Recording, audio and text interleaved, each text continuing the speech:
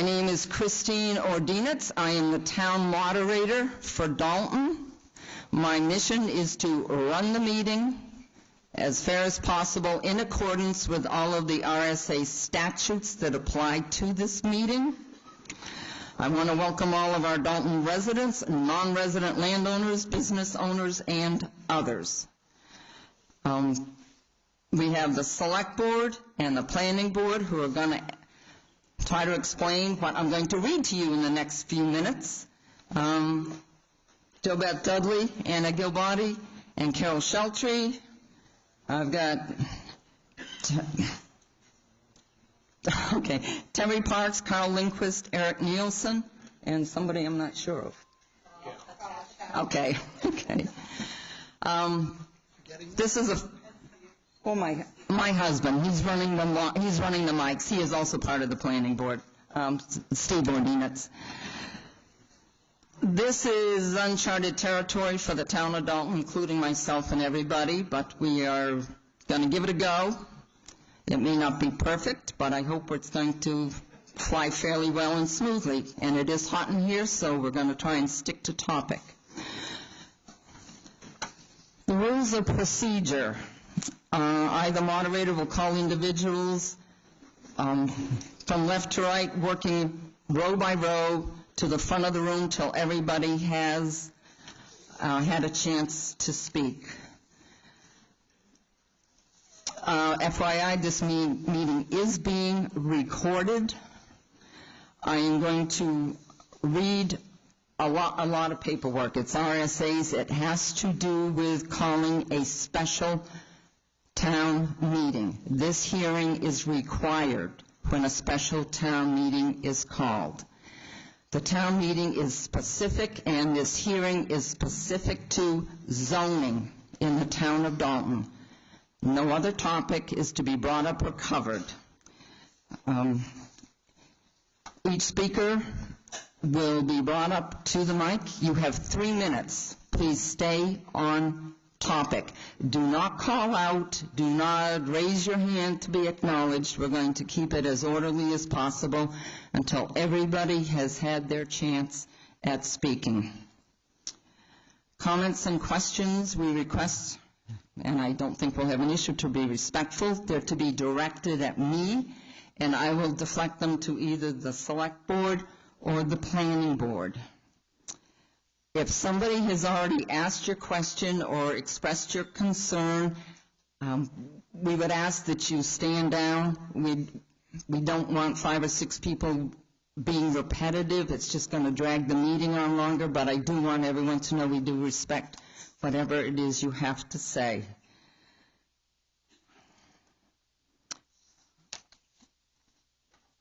Okay, I'm now going to read what is called Section 675:4A, Adoption of Emergency Temporary Zoning and Planning Ordinance in Certain Towns. And it reads as follows. In any town which does not have a planning board as provided by RSA 674 or a zoning ordinance as provided in this subdivision, or in any town which has a planning board but which does not have in effect a zoning ordinance, the selectmen, upon recommendation of the planning board or upon written application to them for this purpose, signed by 5% of the voters of the town, shall call a special town meeting, warning that the same is provided by law to act upon the following question. Shall the town adopt provisions of RSA 674:24 through 29 entitled Emergency Temporary Zoning and Planning Ordinance? The provisions of RSA 675 relating to method of enactment shall not apply, provided, however, that there shall be a public hearing, which is what this is. Please silence phones.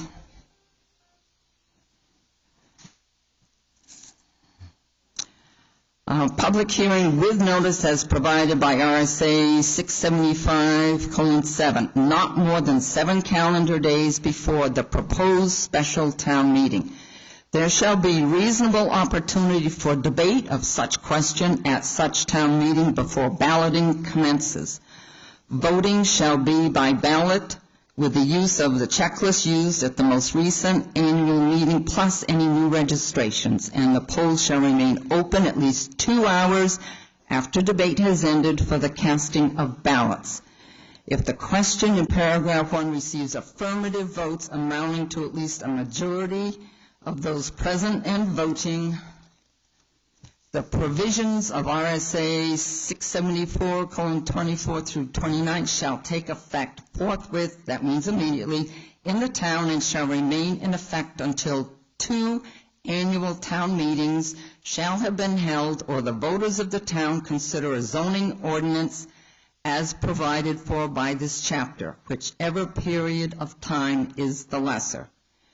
If no zoning ordinance has been considered and no zoning ordinance under the applicable provisions of this chapter has been proposed for action by the time of the second such annual town meeting, the selectmen shall include in the warrant for such meeting the following proposal to be put as a question to be voted upon by ballot after discussion.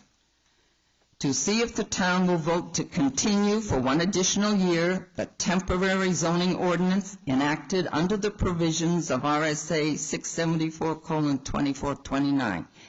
If a majority of those present and voting on said article vote in the affirmative, the provisions of RSA 674:2429 shall remain in effect in the town for 1 year from the date of such meeting.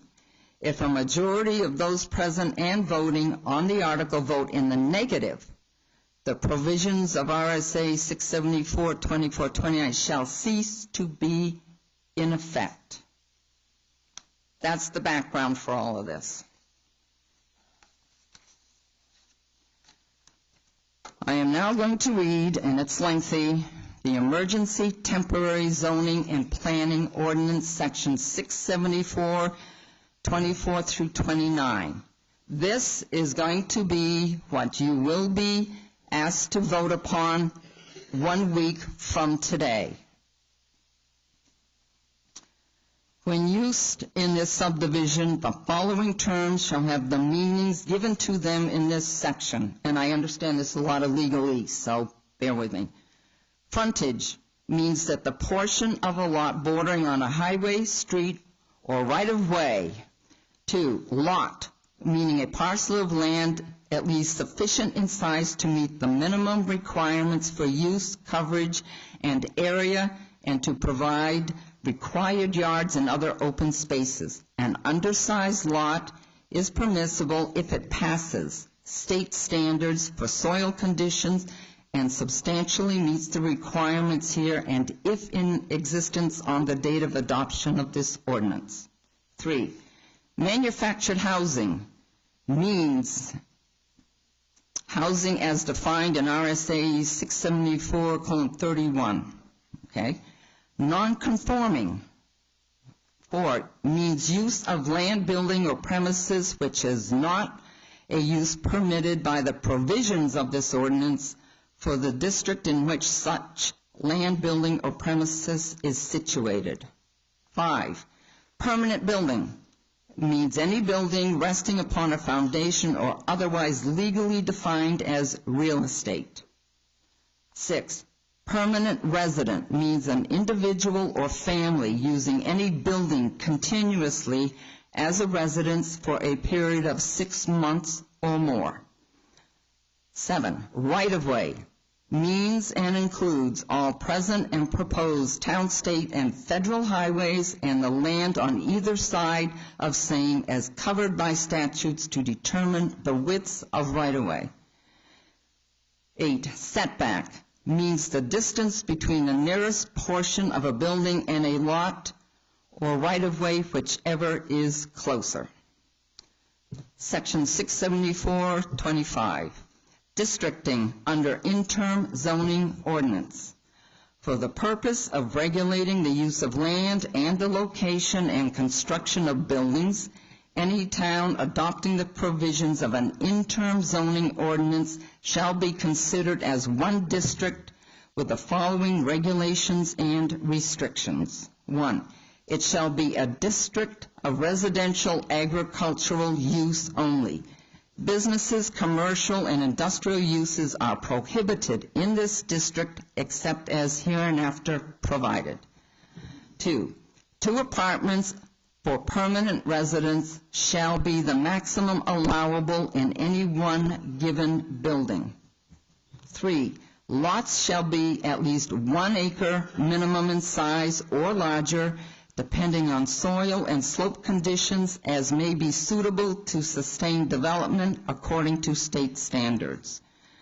4. There shall be observed the following setbacks in the construction of new buildings or in the relocation of existing ones. A. Minimum distance between any building and the edge of a right-of-way shall be 50 feet. B. Minimum distance from a lot's sidelines to any building shall be 30 feet, providing, however, that small detached accessory buildings may, as a special exception, be approved to within 15 feet of a lot line if the Board of Adjustment finds this would not be detrimental to the neighborhood. C. Minimum distance from a lot rear line to any building shall be 40 feet, providing, however, that small detached accessory buildings may, as a special exception, be approved to within 20 feet of a lot rear line upon a finding of no detriment to the neighborhood. D. Maximum height of any building shall be 35 feet, with determination being the vertical distance from the average finished grade surrounding the building to a point midway between the highest and lowest points of the highest roof. Silos, barns, and church towers are accepted, as are residential television and radio antennas. E. A deviation of 20% is allowed for side and rear setbacks and extenuating circumstances, as shall be recommended by the planning board or the selectmen if there is no planning board. 4. Home products and produce may be bought and sold and exposed for sale in this district. 6. Hotels, motels, tourist homes may be maintained and operated by special exception, provided that there be adequate parking and traffic provisions, that health standards be maintained, and that there be no detriment to the neighborhood. 7. Private schools, nursing homes, and sanitariums may be maintained by special exception, provided that there be adequate parking and traffic provisions, that health standards be maintained, and that there be no detriment to the neighborhood. 8. No building or set of buildings shall occupy more than 30% of its lot, nor shall it occupy more than 60% of its frontage if its front yard is less than 100 feet deep. 9. No building, residence, or manufactured housing may be located anywhere in this district unless it meets all of the area and yard requirements of a residence in this district. 10. For the purpose of this ordinance, outdoor advertising shall be classified as commercial use and shall be permitted only if conforming to the following regulations. A. An outdoor sign shall not be larger than 6 foot square. B. It shall not be placed within 25 feet of a right-of-way nor within 150 feet of an intersection of a right-of-way unless affixed to a building and not extending beyond or above the same by more than 3 feet. C. Illumination shall be only by continuous, non-flashing, non-colored light.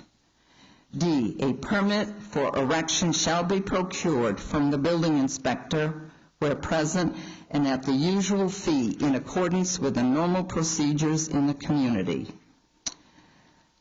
Item 11, cluster development shall be permitted if the density does not exceed the provisions of paragraph 3 and if all other provisions of RSA 674, 25 through 29 apply.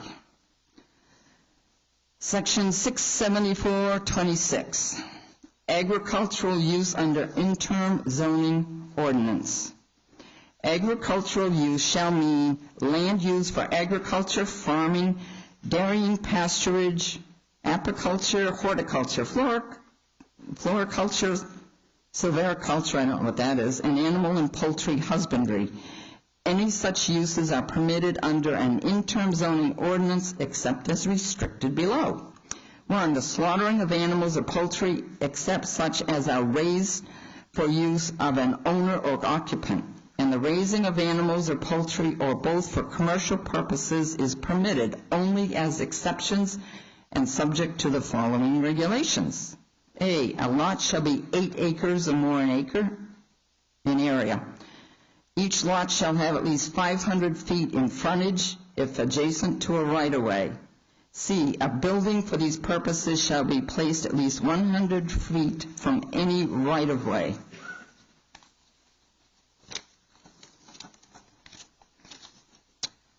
D, a building shall be located at least 200 feet from side or rear lines. E, before approval by the Board of Adjustment, a public hearing shall be held with at least 15 days' notice of the time and place of the public hearing published in a paper of general circulation in the town or village district and with a legal notice thereof posted in at least 3 public places in the town or village district.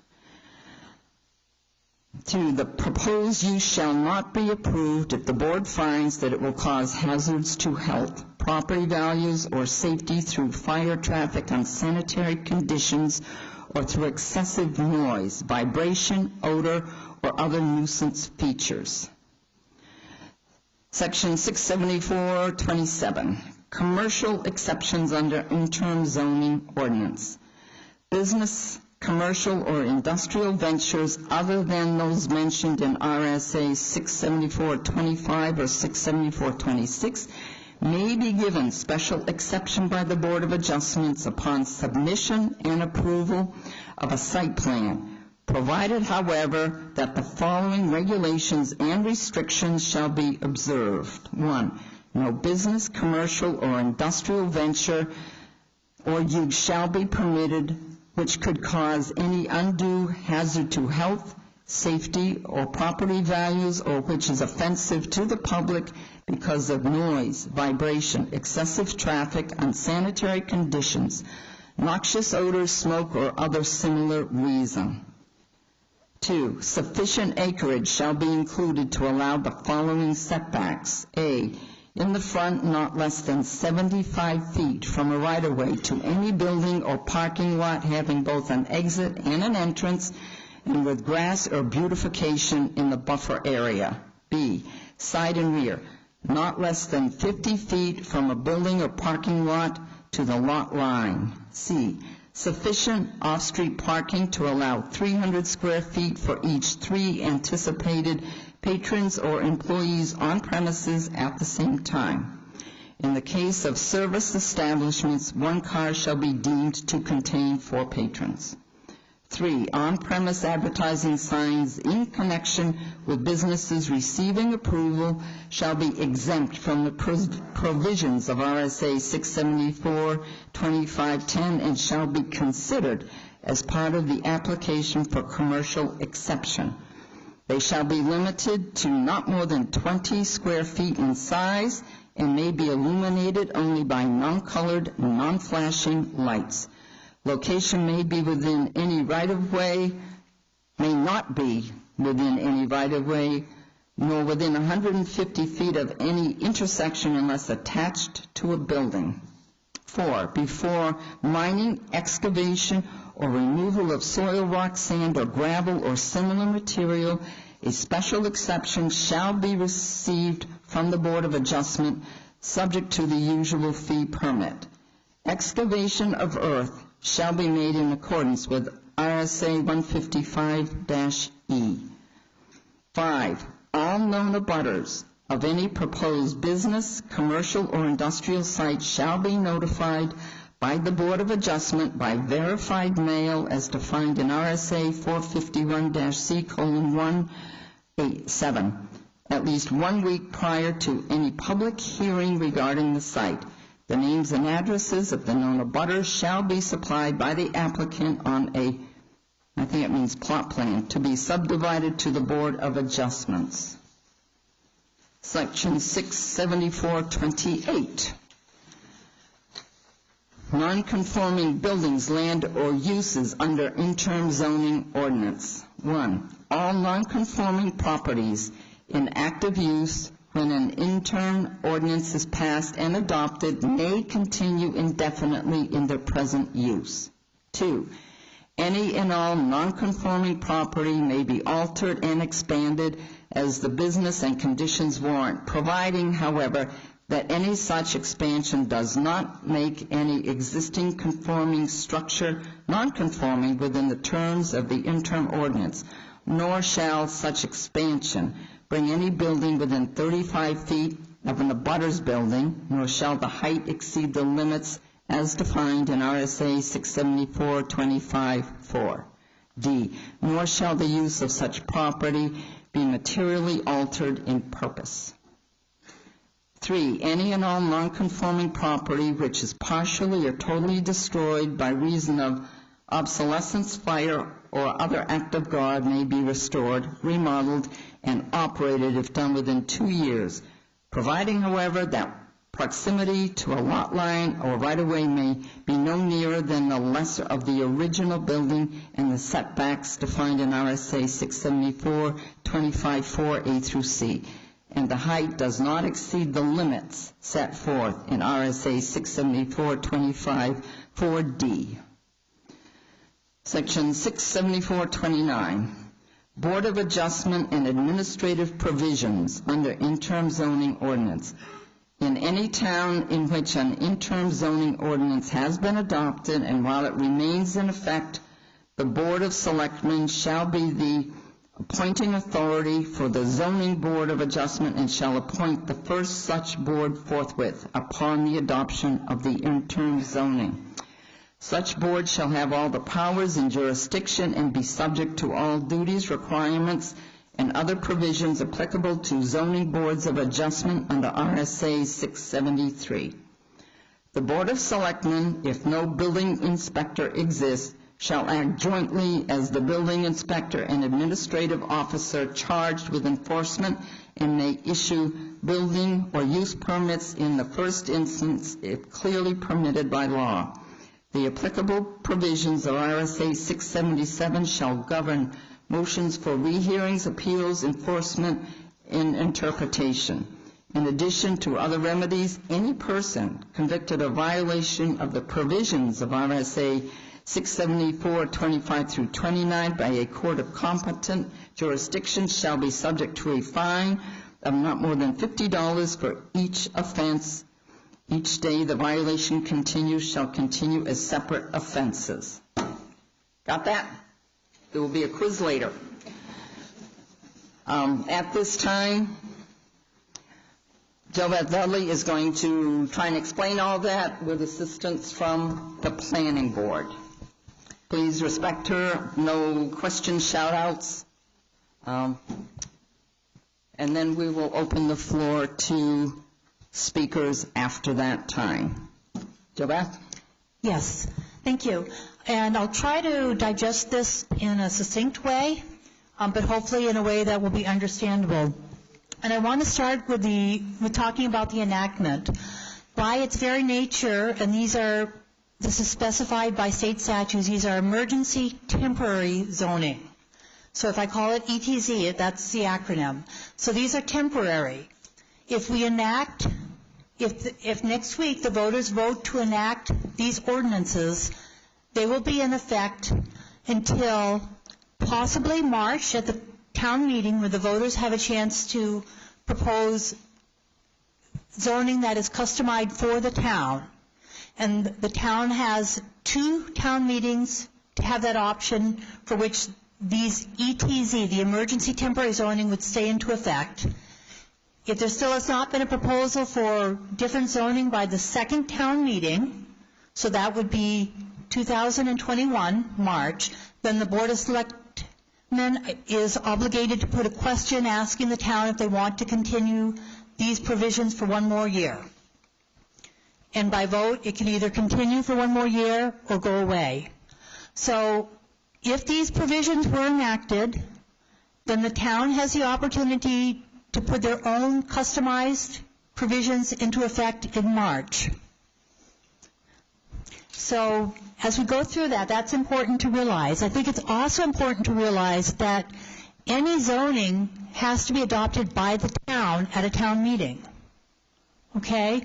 The Board of Zoning, the Zoning Board, the Planning Board, the Select Board, we cannot make or amend zoning regulations, a zoning ordinance, without it going to the town and the voters. So that's an important concept to understand. This is what the town decides they want.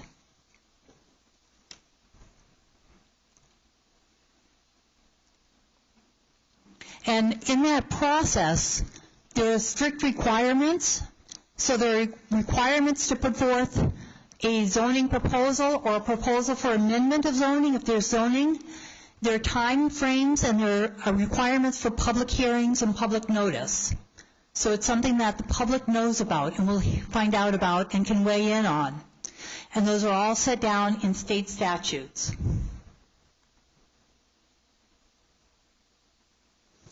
And in terms of amendments or a zoning ordinance, the planning board can recommend them, or 25 or more voters can petition. So there's lots of opportunity for public input into that process. If the emergency temporary zoning is implemented, the select board will appoint a 5-member zoning board. Those members have to be residents of Dalton. By state statutes, they have to be citizens. And what we would ask is that if the town decides next week to enact these ordinances, that anyone interested in serving on a zoning board provide a letter to the Board of Selectmen stating your name, your residency, and explaining why you would like to serve on a zoning board and what your qualifications are for that. The other thing is that if these ordinances are passed, the select board would serve as the land use administrative officer. So there'd be a process where if someone is going to build on property, there'd be an application process. It would come to the select board initially. The select board would have the opportunity to appoint a zoning officer. That position will not be paid unless it's in the budget at the normal town meeting in March. So we cannot compensate somebody for that position because we have not, it's not in the town budget.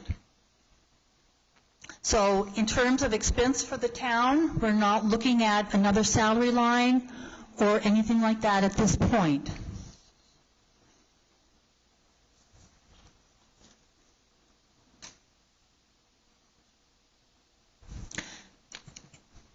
Christine did a good job of reading through the ordinance, but I know it's long, it's complicated. I'm going to just try to succinctly point out a few things.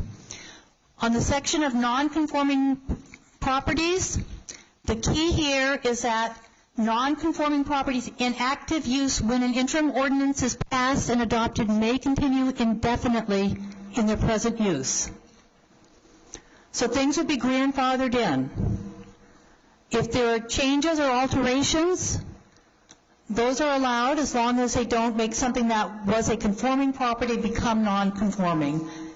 In the zoning, there's always a provision for exceptions.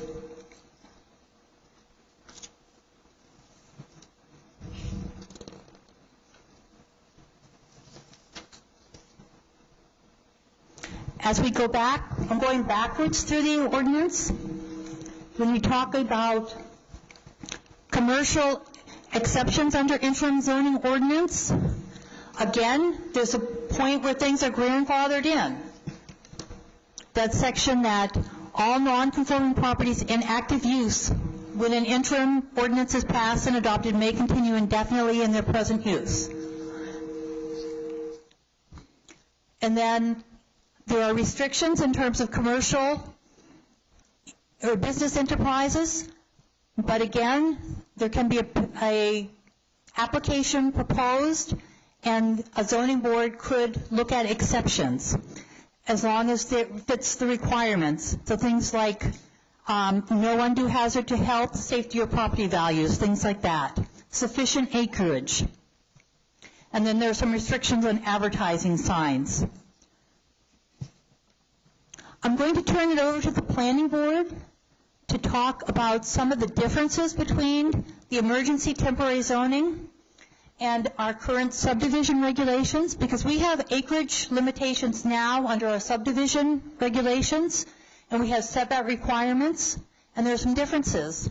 And so I will let the planning board discuss that. I do want to mention one other thing, is that normally, if this were a regular town meeting and there was a warrant article presenting a zoning ordinance, amendments could be made to it. Because this is emergency temporary zoning, it's set out in state statute what the provisions are, and that's what you have in front of you. That's what Christine read to you. So there's no opportunity for amendment. But as I said, if the town of Dalton chooses to pass these ordinances, they can be modified at the town meeting with a zoning ordinance proposal. So, planning board? Hello, I'm Carl Lindquist. I'm the planning board chair. So I'll explain a couple of details that I think are relevant here. So when we talk about the zoning board, if that is put in place, that is the zoning board of appeals. So just like right now, we have subdivision regulations within the town. If you want to subdivide your property, you come before our board. We're going to talk about setbacks and acreage, road frontage, those sorts of things. So zoning has got a lot of the same stuff. The key thing is that for zoning, that will be with the planning board. And if there's a request to do something outside of the zoning regulations, then that's going to go to the Zoning Board of Appeals. So for the most part, zoning is going to come to the planning board, and when there's an exception, then the Zoning Board of Appeals. It'll be a separate board, separate people. Those two boards, in other towns, they work together very closely, but they are separate entities. So, as I said, we've got subdivision regulations right now. For those relevant details of acreage, road frontage, setbacks, this document is more lenient than what we have right now. They're very similar, but the current subdivision regs we have are a little bit tighter than this. So this is not making life more complicated. So that's a key point. Again, what Jo Beth mentioned about non-conforming properties, for existing properties, everything's grandfathered. There's nothing in here about cars in your yard or color of your house. That is not relevant in this document. And if it ever is, it needs to get voted for by this body in front of me right now. So nothing just gets put into place. You will vote. We might propose it, and it'll be on the ballot, and you can decide if you want it or not, or if there's an amendment to make or not. So I just want to be clear on those details. Any other specifics you wanted me to address?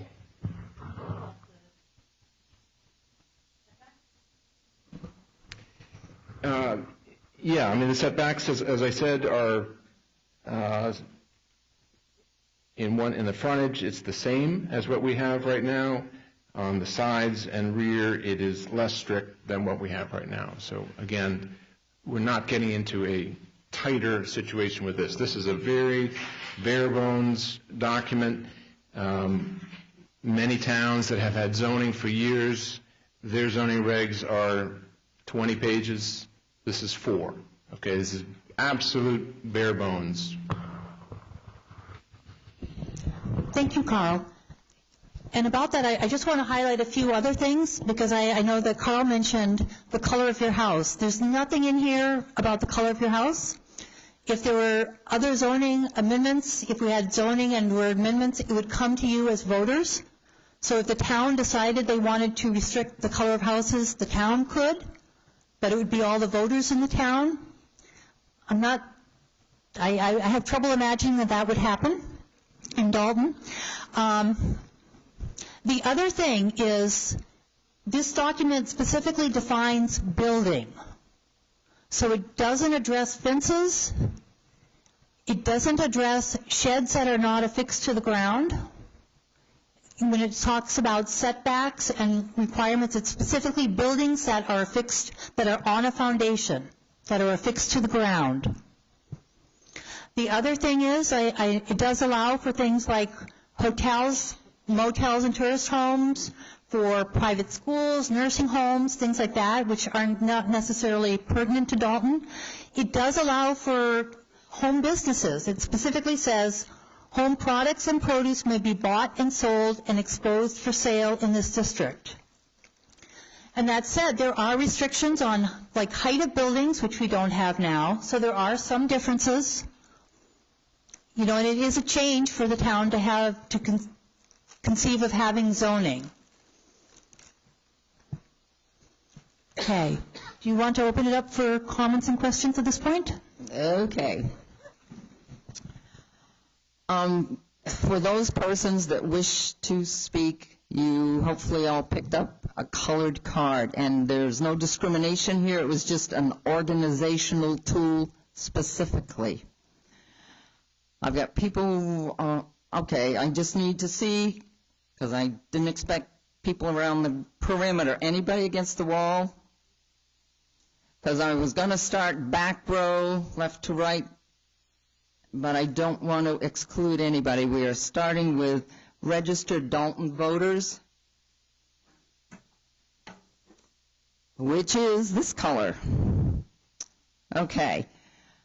This is important. The topic is zoning.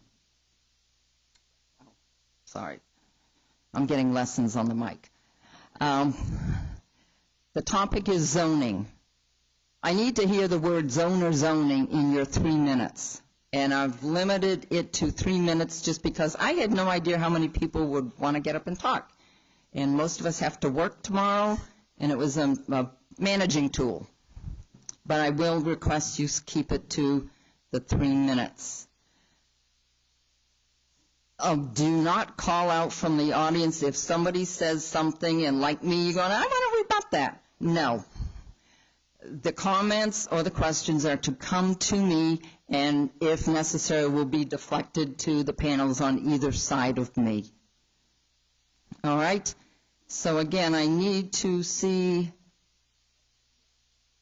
no one in the back row that I see. I do have, okay. Standing against the wall, I don't see any. Okay. The lady on the left starting, the proceed to come up to the mic. I'm going to start timing you. If the person next to her left, my other left, wishes, and then I'm going to, a gentleman, I apologize, the gentleman next. And then I'm going to start with, anybody else on the wall? Okay, starting at the far left, will the people against the wall with that color card please approach the mic? Come on, people. The gentleman. And the next person would be to his left. And the next person? Yes, sir. Please state your name. Doug Ingerson, owner and operator of Chick Sand and Gravel. I guess the reason why everybody's here is because of me. I'd like to say the zoning that we've had for many years has worked fine. We go to our neighbors and ask them what they're up to. They come over and they say, this is what I'm up to, because we need any help. That's what we've always done. It seems like it's coming to the end. We've got no problem with what we're going on in our town. We just have a few that don't like what we're doing. I'm just trying to do something for the town that everybody would like. Have an industrial park, a drag strip, and a place to play. And also a place to put something else. That would probably help the town if they would give them a chance. Hear the other side. That's all I'm asking. Hear the other side before we make any moves. Anybody else have zoning in their town that they've gone and came to our town because there's none? Your land's worth a lot more without zoning than it is with. I guarantee you. You want to sell your house, say you don't have zoning, they're going to buy you a piece of land. You tell them you have zoning, they're going to walk away. Think about that. Have a good night. Hi, my name is Vanessa, and I'm coming to you speaking as a resident of Dalton, and I just want to take the opportunity to remind people that our town has existed for more than 250 years without the local government reaching into our property rights to decide what's best. And frankly, the fact that some people think that more government regulation is a solution to anything makes me scratch my head. Tonight we are all here to discuss the merits of emergency zoning laws that are written in Concord and designed to be one size fits all in case of emergency. Someone tell me what that emergency is. The freedom we enjoy in Dalton is unlike most other places. The only emergency here is that we might lose our individual freedoms based upon fears and misinformation being spread around. This is a solution in search of a problem.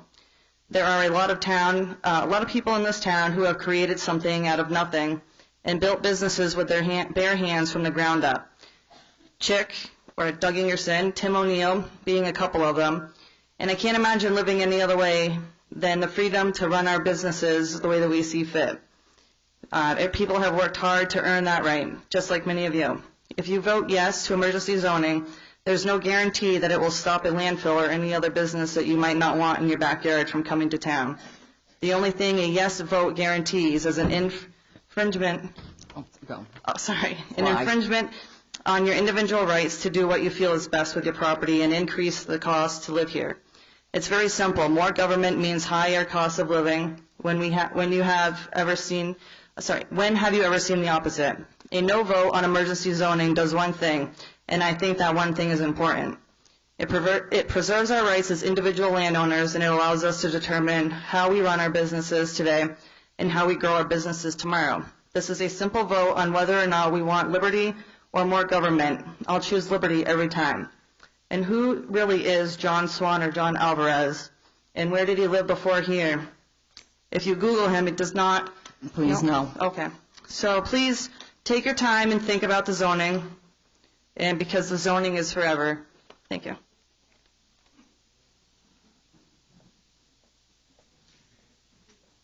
Hi, my name is Kathleen Fountain. I'm a resident and property owner in Dalton.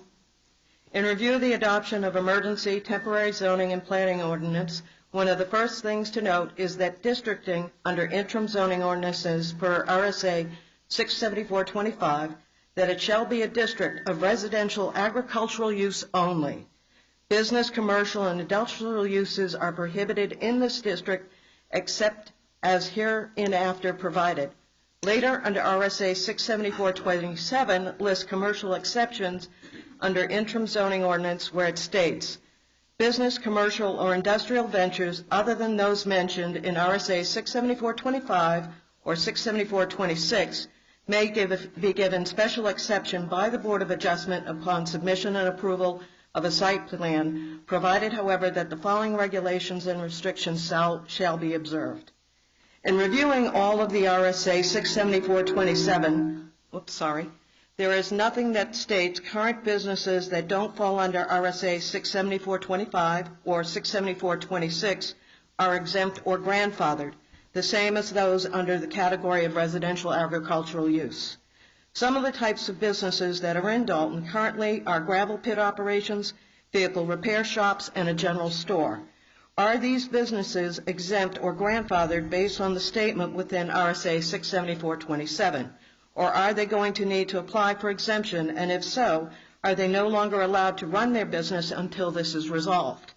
Also, for those property owners in the midst of building their home or adding on to their current home or property, are needing to halt what is not completed and wait until such time as the appropriate board and permit process exists for them to complete what was started before this vote took place. All serious questions that need to be addressed.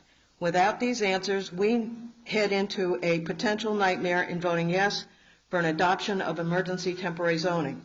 I would recommend instead that a committee is formed to investigate all sides of this issue. This should never be rushed into without knowing all costs and effects to all property owners, business owners, and residents of Dalton. 70 days is not enough time for us all to learn and understand the effects of putting RSAs into action. I referenced the final RSA in this process, 674-29, wherein the following, the Board of Selectmen, if no building inspector exists, shall act jointly as the building inspector and administrative officer charged with enforcement and may issue building or use permits in the first instance if clearly permitted by laws.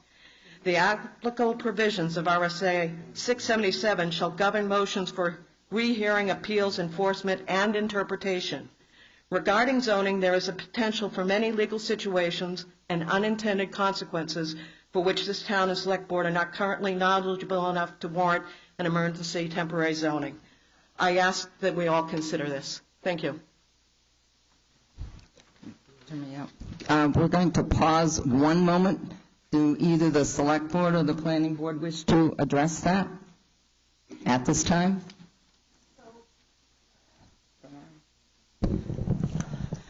My understanding in terms of the RSA is that existing properties that are in active use, when an interim ordinance is passed and adopted, may continue indefinitely in their present use.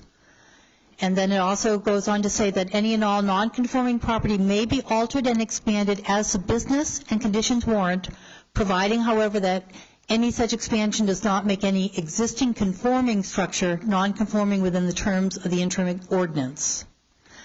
Nor shall such expansion bring any building within 35 feet of an abutter's building, nor shall the height exceed the limits as defined in RSA 674-25-4D, nor shall the use of such property be materially altered in purpose.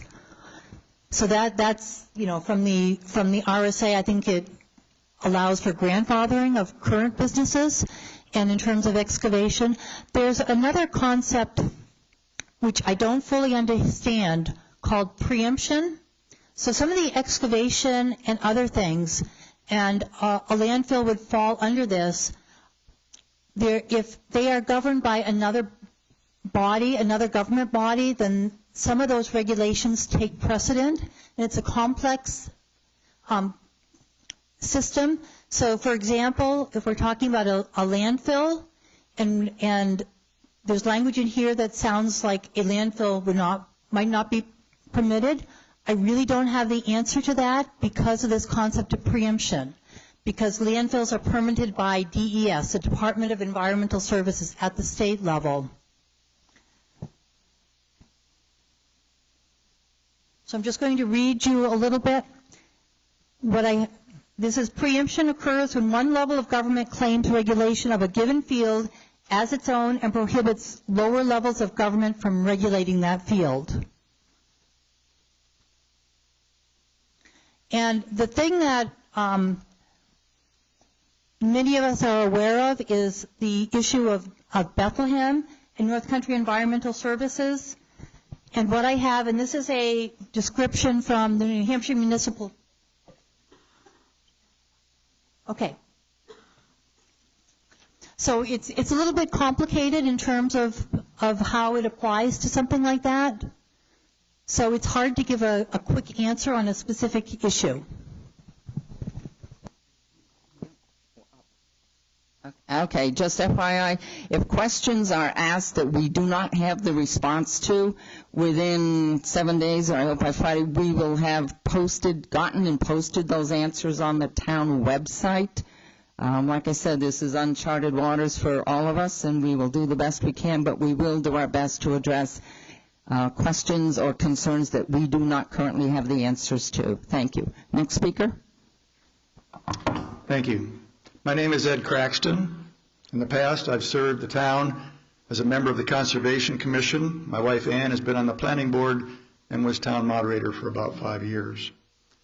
I support the yes vote for temporary zoning, and I'll tell you why.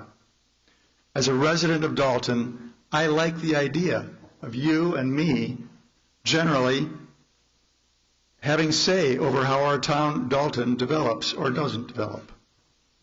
I like the way it is now, but the point is not whether I like it or not. The point is that by voting yes for the temporary zoning, you and I will have a say and make decisions about the place we live and call home. This is where we live, and we should make decisions about Dalton, not some out-of-town, out-of-state corporation that doesn't live here like we do. This vote is about who will determine the character of our town, the future of our town. Do we want an out-of-state waste management company bringing 90 trucks a day over the same roads that we drive on? Excuse me. Can we exclude the landfill issue specifically? This is zoning. Thank you. Mm-hmm. If it relates to zoning, yes. I would much rather have a group of citizens, people like you and our neighbors, coming together as a zoning board to protect our freedom and ensure that our town continues to be the kind of place we like to live. And furthermore, this plan is only temporary. It expires after a year and a half, with the possibility of one more year after that if we vote it. It gives us some time to decide whether or not we want, as a town, to write some zoning guidance that fits our town well. Without this temporary zoning, we could have an out-of-town company taking over and changing some of the very things that we love about our town.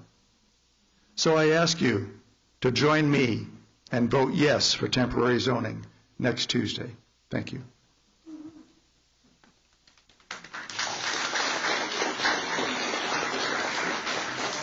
Please let him speak. Go, sir.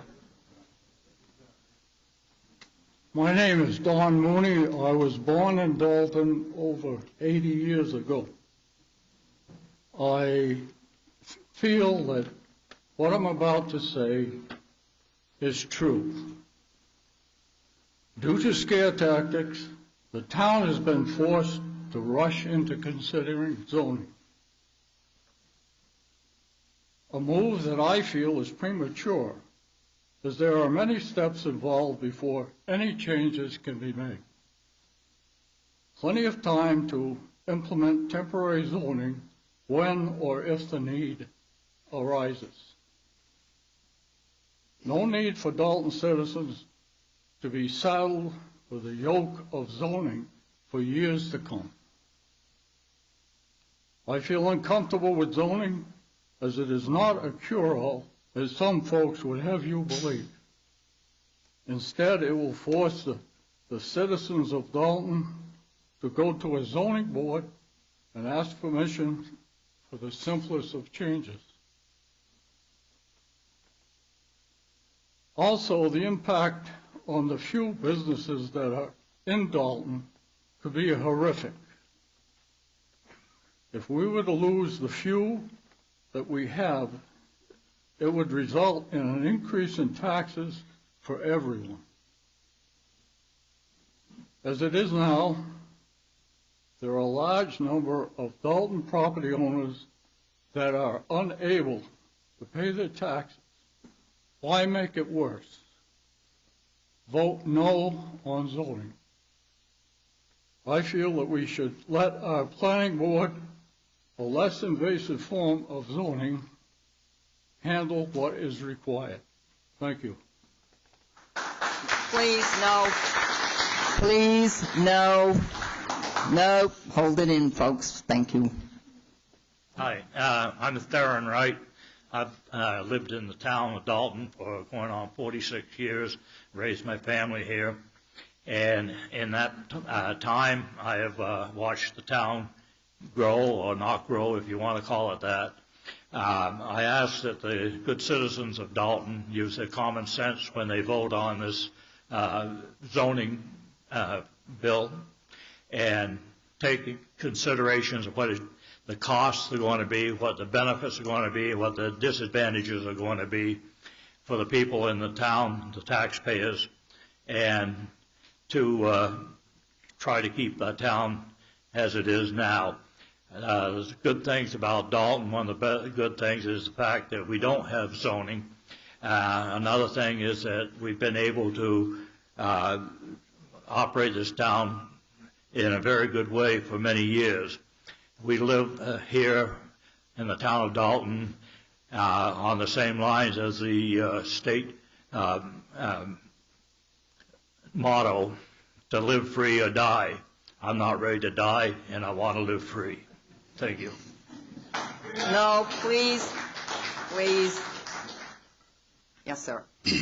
Hi there. My name is John Swan. I live at 25 Cashman Road in Dalton.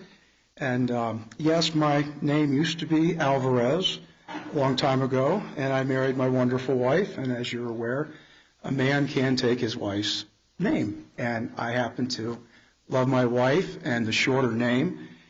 And I wasn't crazy about my family that raised me. But that's another story, and I won't use up my 3 minutes. So what is the emergency? That's what we're being asked. And being the founder of Save Forest Lake and basically the leader for this movement and why y'all are here, the emergency is this 180-acre landfill that's coming to Forest Lake, a quarter of a mile away from the water. I need to hear zoning, sir. We agreed on this. Well, I thought I said that, but we passed a petition for emergency temporary zoning after the April 3rd meeting when Casella and Mr. No, sir. Okay. No. We Keep it passed to a petition zoning. for emergency temporary zoning as a result of being told there was nothing we could do as a town because we don't have zoning to stop Casella in this landfill. We found a solution. I haven't seen anyone else come up with a solution, and I'm certainly willing to help if you have one. But this is an emergency. Casella, why do you think... No, please do not use names. Please. Okay, why Please. is a certain company from out of town that wants to come in and forever change the North Country that you love? Enough, please.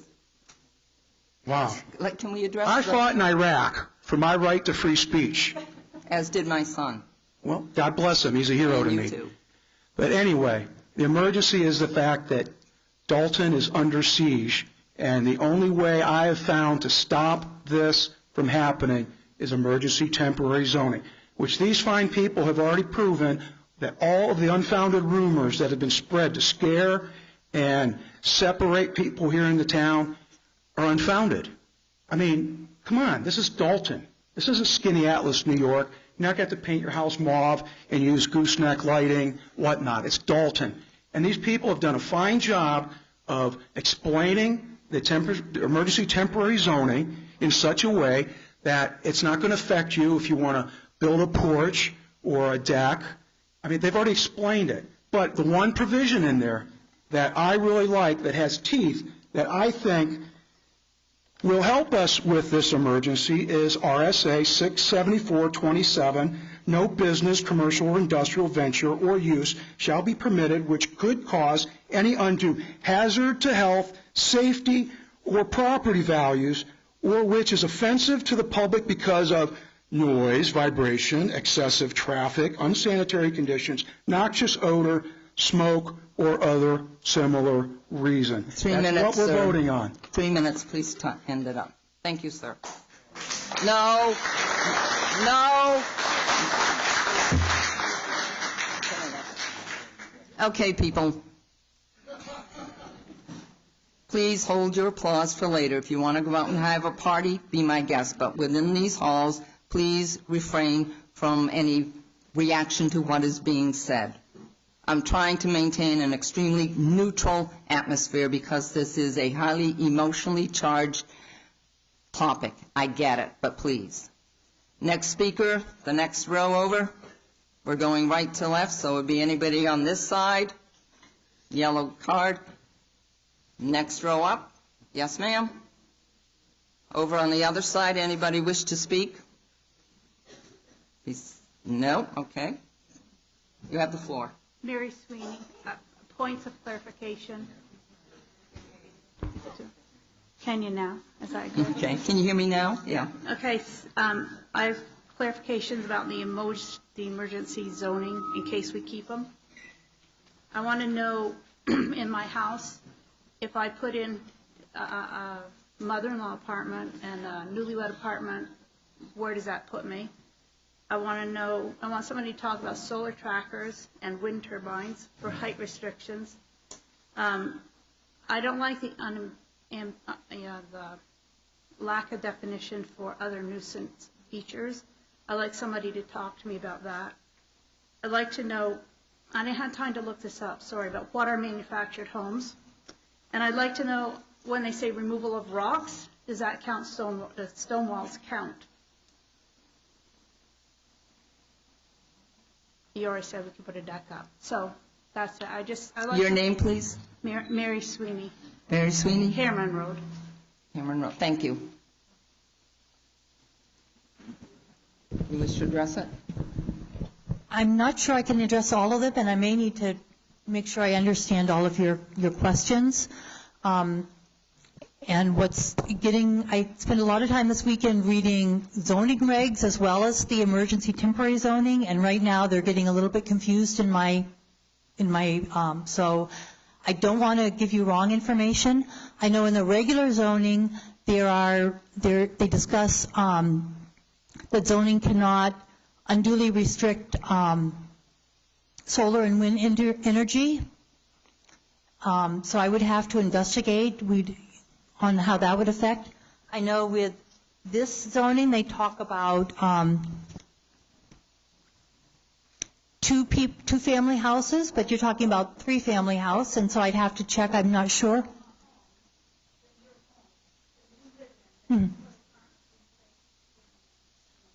Right, so it'd be a new change to that. And again, there's always the opportunity with any type of zoning to ask for a variance.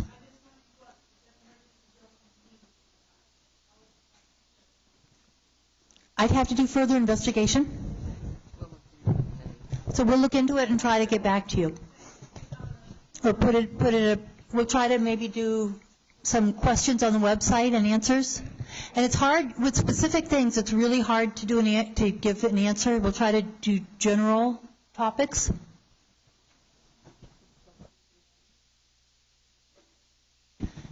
If there are specific questions, it would be very helpful if you could write them down to make sure we've captured them. There are some pads of paper in the back. Thank you. Next speaker. Good evening. My name is Kenyon Tuttle. I live at 185 Landry Road in Dalton.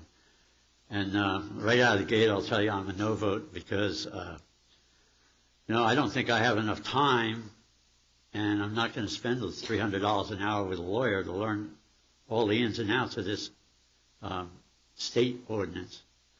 If we were here debating zoning for Dalton as a community, I might have a different position. But turning my property rights over to some bureaucrat in Concord just grates at me, and I'm opposed to that.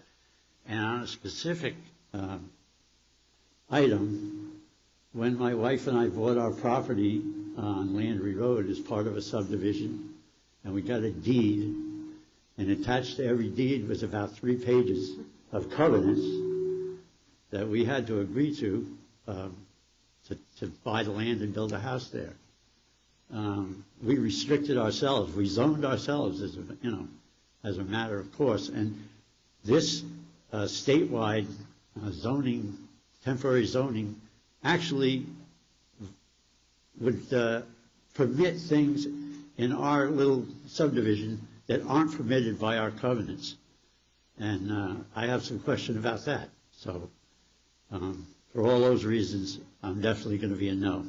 If you want to talk about a committee to set up to investigate zoning for the town of Dalton, I would agree to that. I don't think zoning is all a bad thing, but to do it this way is not the right way. The citizens of Dalton should be doing this, and that's it for me. Thanks. Okay. Next speaker. Excuse me, the planning board wants to make a go. Okay, I just wanted to point out again that this emergency zoning package is temporary, and if this is voted in, then the next step is the planning board, with a lot of input from everybody else, will propose a zoning package that makes sense for this town. So that's, this is not a permanent thing that the state is going to, sit on top of us for. If people decide they want zoning and they want it in the way that we want it, it will be crafted in our way. If people decide after this is put in place temporarily, said, we don't like it, then it goes away. I mean, those are the two ways it goes. It either disappears or we make it in the way that the town of Dalton wants zoning to be, in a way that makes sense to us. We are going, I'm sorry, I've got a gentleman, I think he's behind you, I can't tell. But you may certainly stand up behind him. Excuse me, if you... Moderator, I have two cards. You have two cards, okay. I have two cards. I have a card for a resident of Dalton who had to be in Washington, D.C. today and asked if I would read his comment. May I do that? I am a resident of Whitefield, and I'll speak from another perspective when that time comes.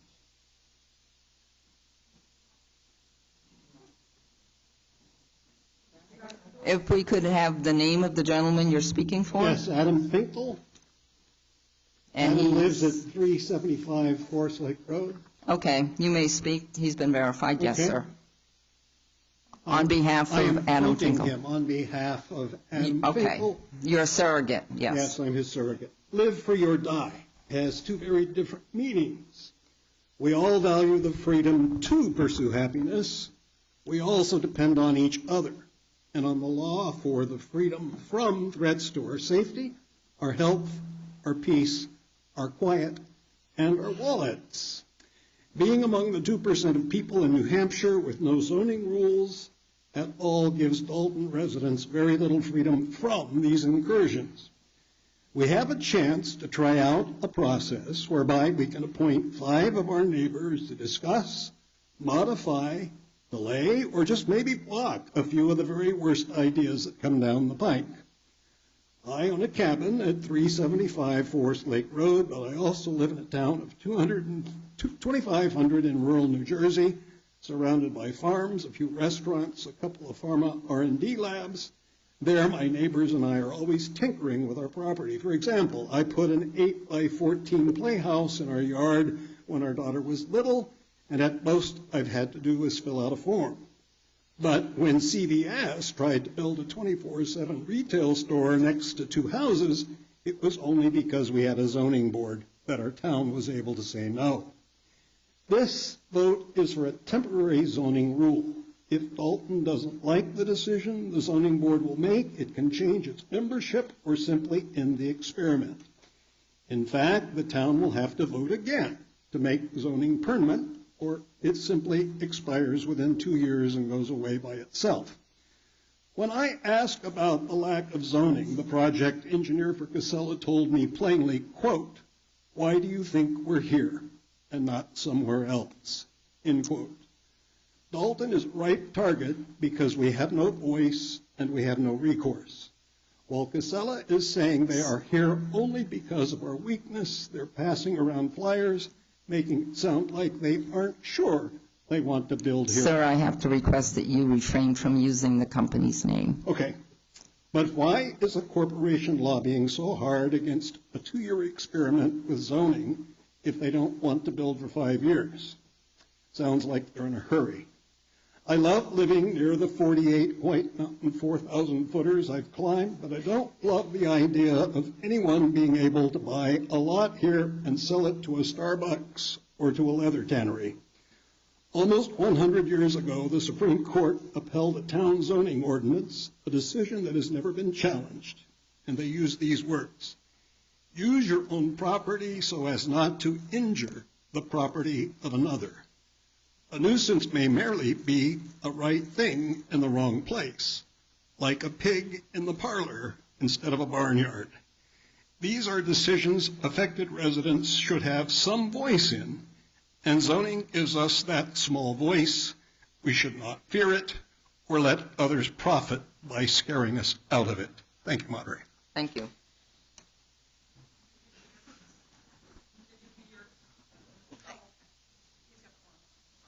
Is there anybody on that side? No, but ma'am, no, you're up. I was just saying, I'm lining them up behind you.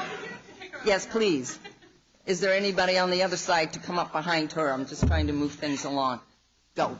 Hi, my name is Tina Dodge. I moved here about 7 years ago. I live on Union Road, and I don't think anybody here wants zoning. Nobody wants to be told how to use their property, what they can put on it, what they don't want to put on it. What we don't want is we don't want, just picture yourself living next to a dump. Do you want that? I'm not naming any names. Go ahead. I'm following the rules. Yep. Nobody wants a dump next to them. I don't even think that the person that is here, you know, that has it going on its own property would want it if it brought his property value down. I think that we all need to think about this clearly, and I don't want anybody telling me how to use my property. I'm thinking right now, I'm going to tell you, when I heard about the zoning, I'm like, I got to do my deck, I got to do this, all before this all takes place. I don't want to do that. You know, and I think that everybody should be able to use their property the way that they want to, but I don't want New Hampshire to become Massachusetts dumping ground either. I enjoy the White Mountains, I enjoy my view, and I do not like the thought of, I ride my motorcycle, and I don't want these big trucks coming up. We have enough. There's enough traffic, there's enough. Let's keep our state beautiful. So your point with zoning? My point with zoning is that I think that there has to be, I don't know, I see both sides of it, and I'm not really ready to stand on the line. I'm just saying that I don't want to dump next to me. I don't want to dump in my state. Okay, that's enough. Thank you.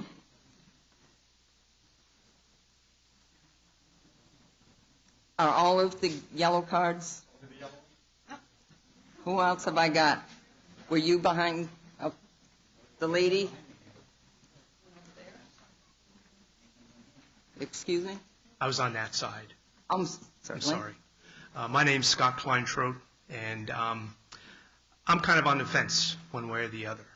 What I don't like is the fear-mongering on both sides. I don't like the pressure from outside forces.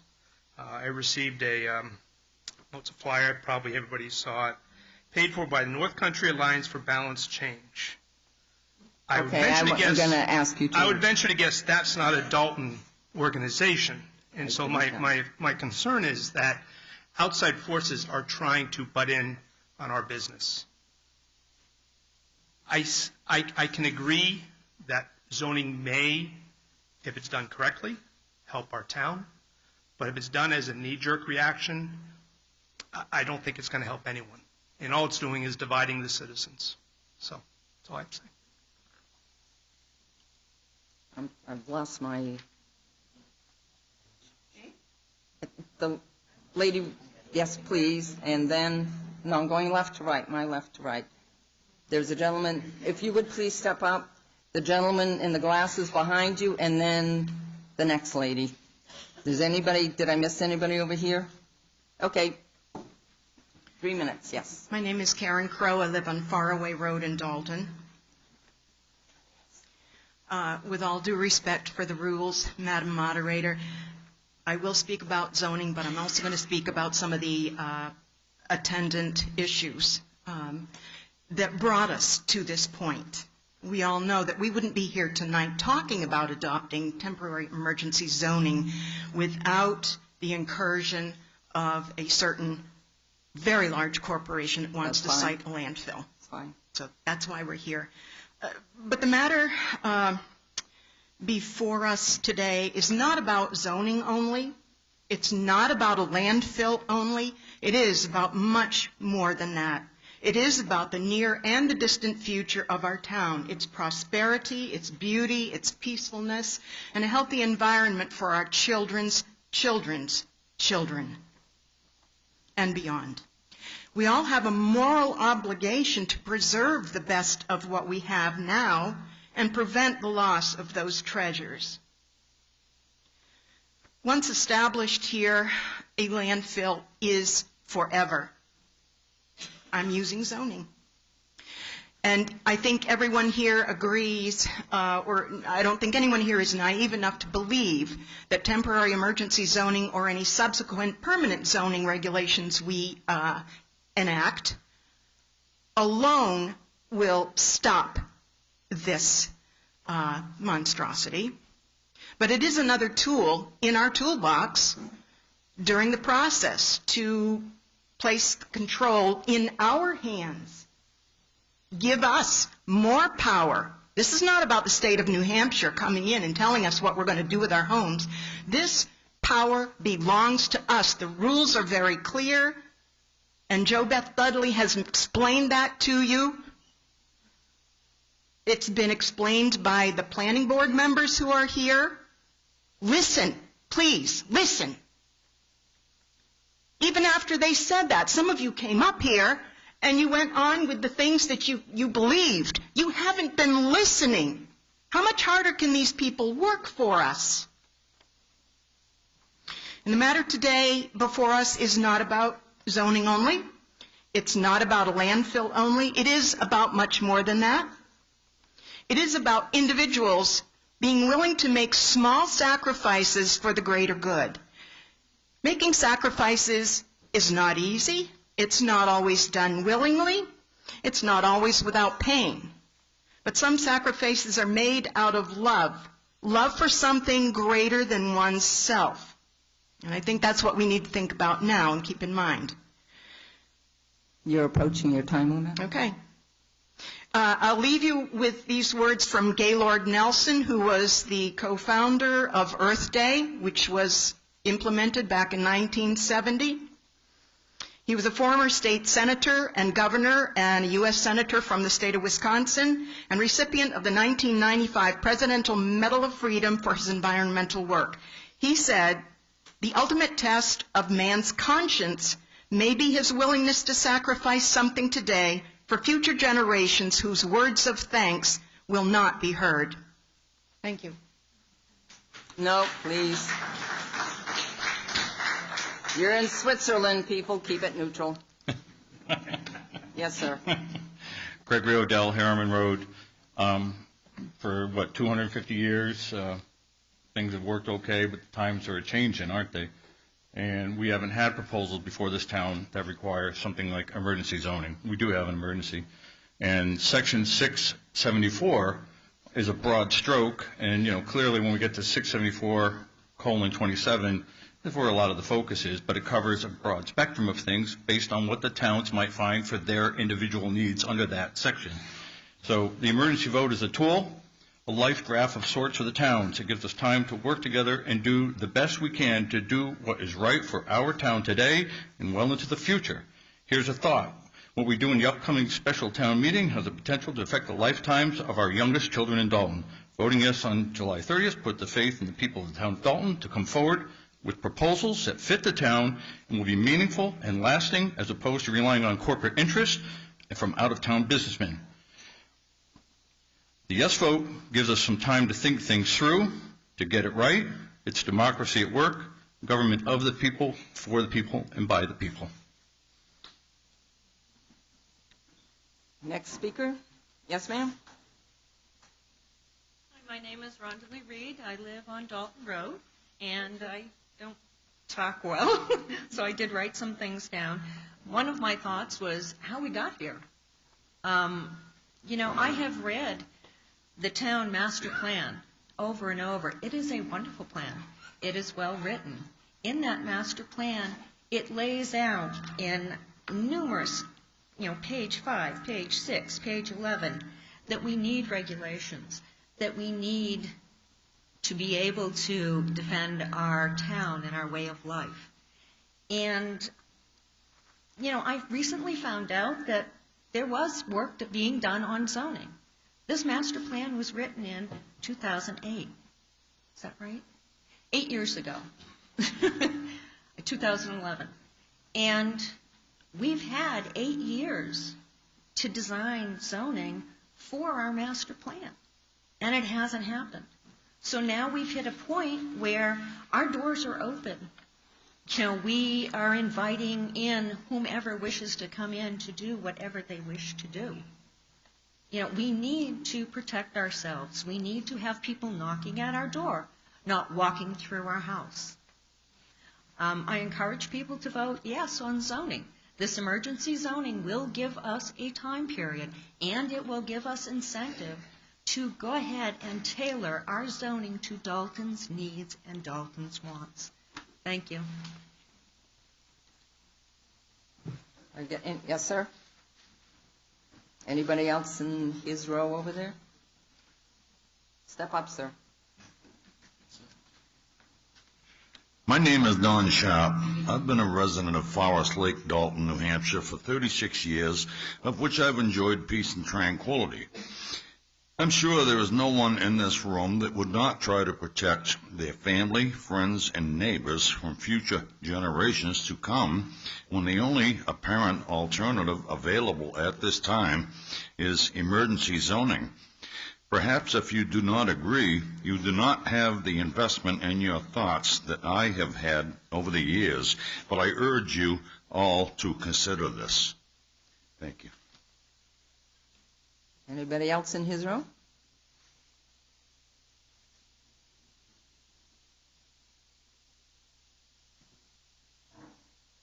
Hi, I'm Ruth Duval of Duval Road, and I really haven't had a lot of time to read this material over and haven't looked into it that much. I just wanted to say, I moved here 20 years ago to take over my father's property, who had moved here prior to that, 15 years prior, and just out of New York. And I moved here to kind of get away from the smog, get away from the trucks, get away from the dirt, get away from the garbage. I really don't want garbage in my town. I want to preserve Dalton. It's a beautiful place, and I think I would like to see it like this for my children, for my grandchildren to come up and visit. Zoning? So I think that this temporary zoning is a good idea. I think that it will just give us some time, as it was spoken to this woman prior to me, it will give us a little bit of a time to really think about what we want as citizens to do with our town, what we want it to be. It's not that restrictive. My property is totally non-conforming. I have 3 houses on one lot, and I know it's grandfathered. Well, I was thinking about putting another one now, I really have been thinking about building a 4th one out in my field, so where does that put me? But you know what, still, I would go with the zoning just to protect the town. And one thing I don't understand is why, I guess because we don't have zoning, we don't have a vote. Because I would rather there just be a vote, do we want this landfill, do we not want this landfill, yay or nay?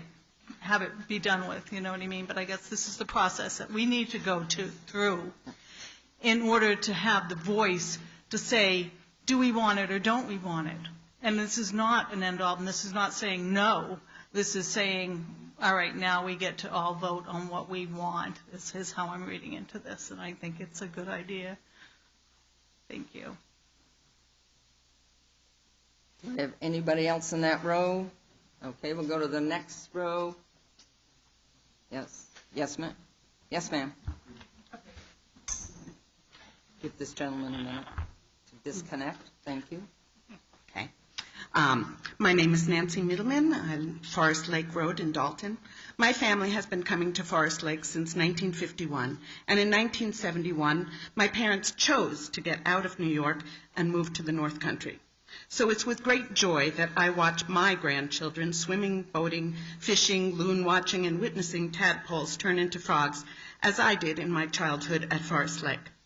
I feel that zoning is essential to maintain and care for our plants, animals, and natural resources with an eye to the future. Zoning does not take away our rights. It gives us a voice in establishing guidelines for both protecting and developing our incredible North Country.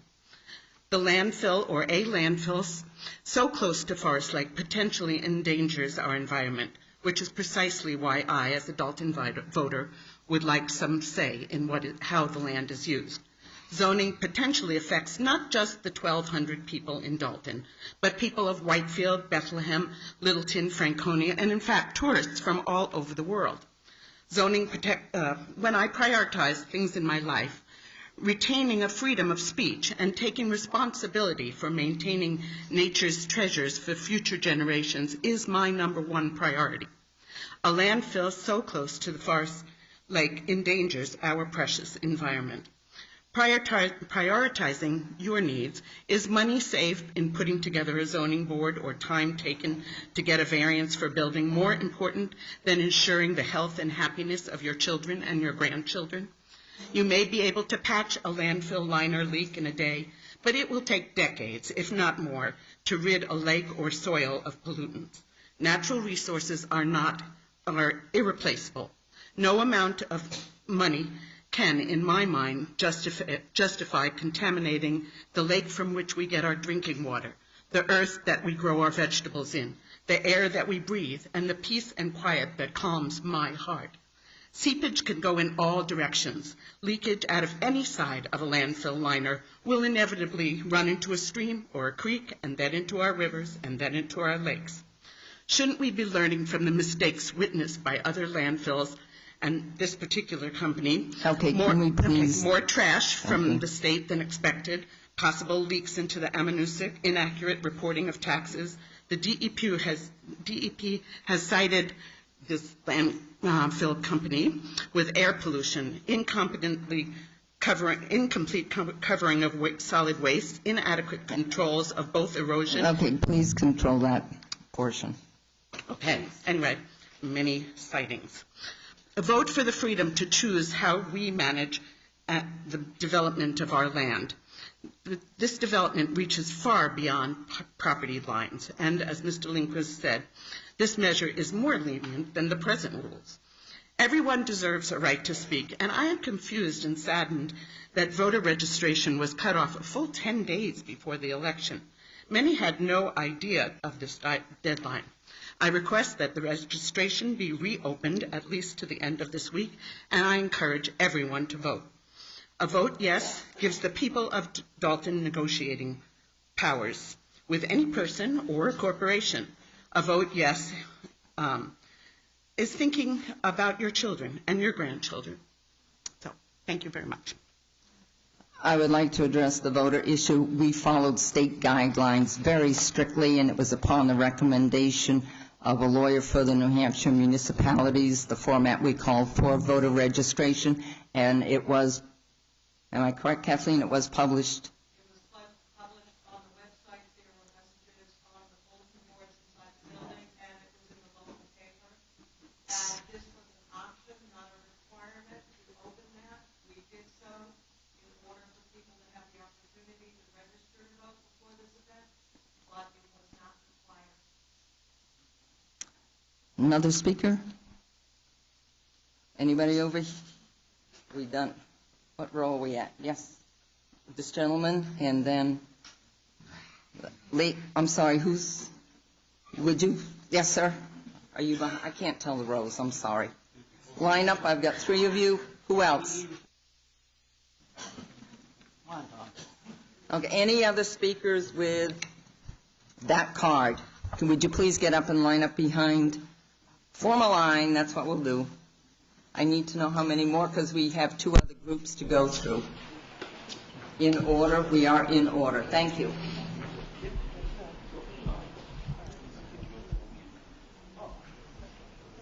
Yes, sir. My name is Tom Dubrill. Live on 142. I'm kind of on the fence. A lot of good things said here tonight. With the zoning, I have a hard time with it because once you get zoning in, it's not going to come out as easy as you think it is. It depends on how many, vote yes, how many vote no. But there's one thing that I would like the board to really consider here. The place that they want the dump, is that already considered commercial? And if it is, they have a right. The second thing that you might want to research is that Bethlehem, where they have it, already has zoning, and they fought and fought and fought and spent numerous amount of money, and their taxes they skyrocketed. So it's all to do, I'm not trying to discourage anybody, but it's about the money. If you got money, you can do just about anything you want. That's the way this life works, and I don't agree with it. So, I mean, there's got to be another way to, I don't know, if anybody's got the answer, I'm all ears, but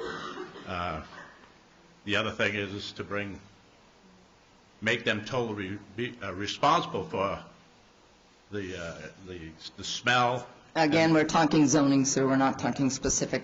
Well, that would have to be put on a zoning.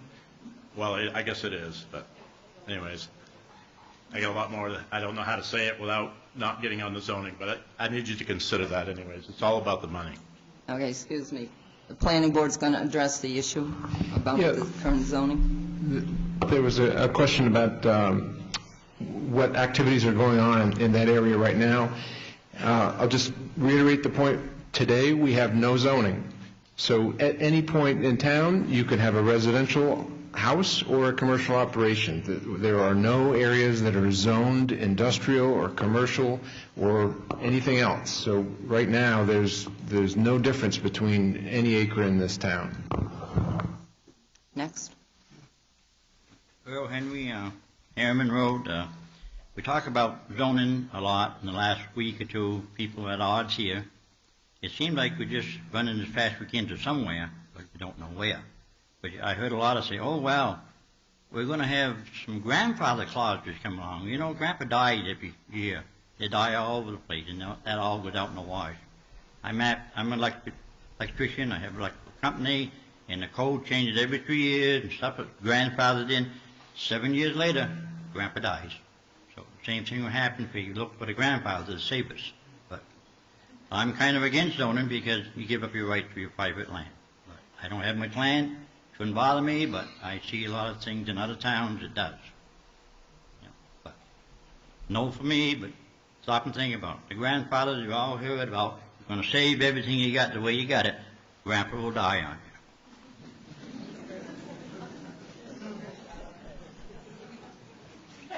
Hello, my name's Russell Barrett, and I live on Harriman Road.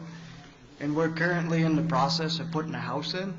So I was just kind of wondering how the zoning would affect that, because they already started the foundation. We talked to the planning board on putting a modular in, and it's coming the middle of September. So would I have to apply for a permit, or?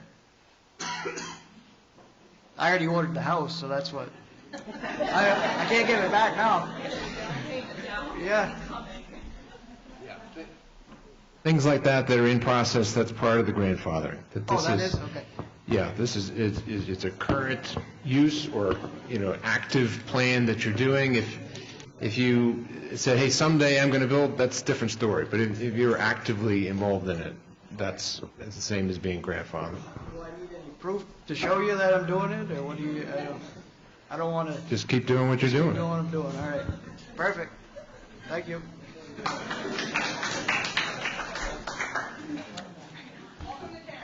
I'm Anna Peltier. I live on Dalton Road. We're talking about Forest Lake, and it used to be that you went there and there was somebody there. You paid admission, which I had no problem with. But since there's no one there, is it all right to just set up camp? Dump your trash, have your dogs poop all over. We're talking zoning, ma'am. Well, I'm getting there. Getting there as far as the zoning. Who currently oversees the zoning of Forest Lake? So are you talking about Forest Lake State Park? Yes. So that is run by the state. It's a state park. It's operated by the state. Okay. And I know they try to manage it. They have, I believe, one of those Iron Rangers so that people can donate to help fund it. I think the reason it's not staffed all the time is probably a state budget issue. So I would contact the state with regards to what's happening? Yes. To Forest Lake? Okay, thank you. Another item is for the voting. My husband works second shift, and so he wasn't able to come tonight. And the voting on the paperwork that I read said 7 p.m. Next week, so he won't be able to vote. Are there absentee ballots for those people who can't come? They haven't been set up. The actual, FYI, everybody, the voting next week the town meeting opens at 7. There'll be discussion. I have to read all this stuff again. Any discussions, and once the voting commences, it will be secret ballot, and the polls stay open for 2 hours once the voting commences. My husband gets out of work at 11:30. He works 3 to 11:30, and I'm just wondering, how many other people, well, this is not the whole town of Dalton. I love the town of Dalton. Yeah, absentee voting ballots were not required by the state for special town meetings and voting. So we're mostly following statutes in terms of this process? And so the way the statute reads is that we're required to have a special town meeting to allow for discussion and debate, and then voting will be open for 2 hours after that point. So we really don't have any choice. That's part of the provision for the emergency temporary zoning. I think it's like when they're a regular town meeting, when they are voting on the warrants at the town meeting, you have to be there in person. So it follows that procedure. It's the town's duty to provide the opportunity to cast your vote. It is the voters' choice or duty to come and vote, but the town provides the opportunity per state statutes. And for my husband, it's not an opportunity. But the last thing is for home business is a yard sale. Okay. Is that, well, I don't know. I haven't been in this town. I recognize one person, one friend here, and the whole group, and have been here like 2 years. That's not the fault of the town, other issues, but it's just I don't know those things. We will, I don't think, yard sales. So I in terms of this in terms of the emergency temporary zoning, it specifically says home products and produce may be bought and sold and exposed for sale in this district. Okay, thank you. So my interpretation of that is yard sales are fine. Hi, I'm Marty Faulkner. I live on Dalton Road, and I'm going to be very brief. I just want to make a couple of corrections. There have been some misconceptions that I wanted to try to address.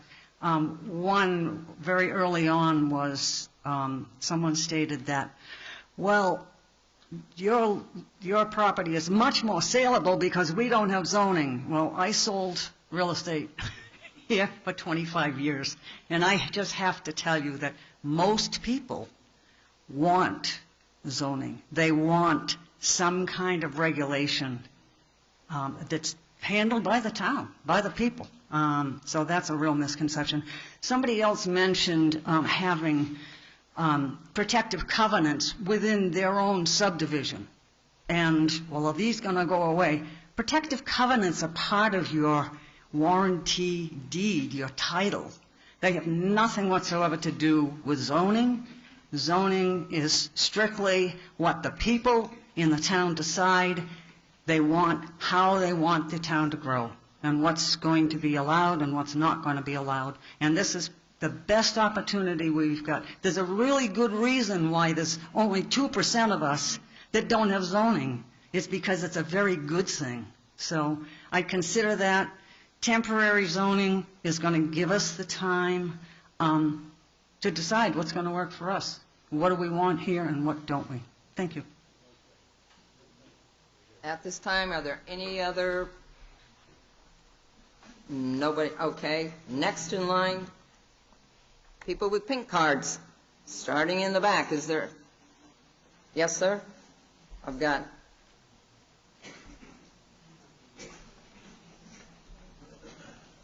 if you want to get in line behind anybody else,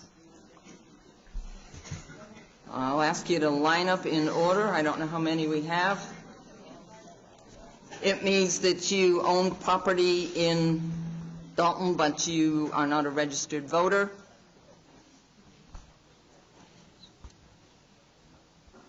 Yes, sir. Okay. A little bit of an echo here. I'm Carl Howes, a Dalton landowner and Vice President of the North Country Alliance for Balanced Change. I'll address a previous speaker, which is going to run a little bit over here. We are residents and landowners of Dalton and adjoining towns who have come together to work to balance economic interests with preserving what makes the North Country special. After a long search some years ago, my wife and I invested a modest inheritance to buy property in the North Country to build a home for our retirement. We chose Dalton, not Florida or Arizona, because we want to enjoy the beautiful North Country once we are no longer tied to Southern tier jobs. Zoning is a change that some people do not want to see in Dalton. The truth is that change has already come. The choice that the town will make next week is whether to manage change or be a victim of change. I understand the ideal of people being allowed to do as they please on their property. That doesn't extend to harming other people's property. A recent mailer claims that home businesses would be affected. The truth is that the temporary zoning ordinance says home products and produce may be bought and sold and exposed for sale in this district. That covers new home businesses, not just existing ones. Likewise, the temporary zoning ordinance applies only to buildings on foundations. It does not apply to decks, pools, porches, fences, or sheds. There are setback requirements, but no other regulation on how or whether they are built. Folks, look around you. I expect you see neighbors and friends, the community that is Dalton. What this out-of-state corporation sees is a place to dig a hole to dump millions of tons of out-of-state trash into. They've told you there's a capacity problem. Here's the truth. In 2018, the two major commercial landfills in New Hampshire buried over 1.8 million tons of trash. Can we please stay on topic? I am on the topic, madam. Zoning. Yes, this is germane. 54% of it came from out of state, so places like Massachusetts and Connecticut can feel environmentally virtuous. New Hampshire does not have a capacity problem. It has a landfill owner greed problem. A landfill is an environmental time bomb. Landfill owners will tell you that a lined cap... Sir, I'm sorry, you need to make this pertinent to zoning. This is pertinent because it is the health and safety issue that emergency temporary zoning addresses. They will tell you that a lined capped landfill is stable and safe. The truth is that landfill design has become more elaborate over time because landfills leak. What happens when the forest grows back and tree roots puncture the cap that is supposed to keep the trash dry? What happens when rocks, our biggest crop here in New Hampshire, shift upward and put holes in the plastic liners? Uncontrolled leachate in our water. You're over time, sir, you're over time. Can you please wrap it up? I will. How many of your grandchildren and great-grandchildren do you want to get sick? Some say that Dalton should slow down and study this. What they mean by that is go to sleep and stop paying attention. The right way to slow down is to vote in emergency temporary zoning through the March 2021 town meeting. This kind of situation is why it's in the RSAs. It's not just a product of Concord. It was written through participation of senators and hundreds of representatives from all over the state. Thank you, sir. Encourage you to vote yes next Tuesday.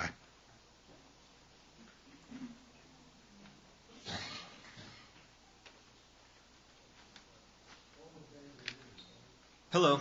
Thank you to the board, the moderator, and the townspeople for letting me have a chance to speak. My name is Chris Sear. I'm the CEO of Team O'Neill Raleigh School in Dalton here. And since I was 16 years old, I knew about Team O'Neill, and it was my dream job to be here. In January, I was able to fulfill my dream and actually become the majority owner of Team O'Neill. Being raised in a rural community in a small town in Colorado, I had two blue-collar parents who taught me the value of hard work and honesty.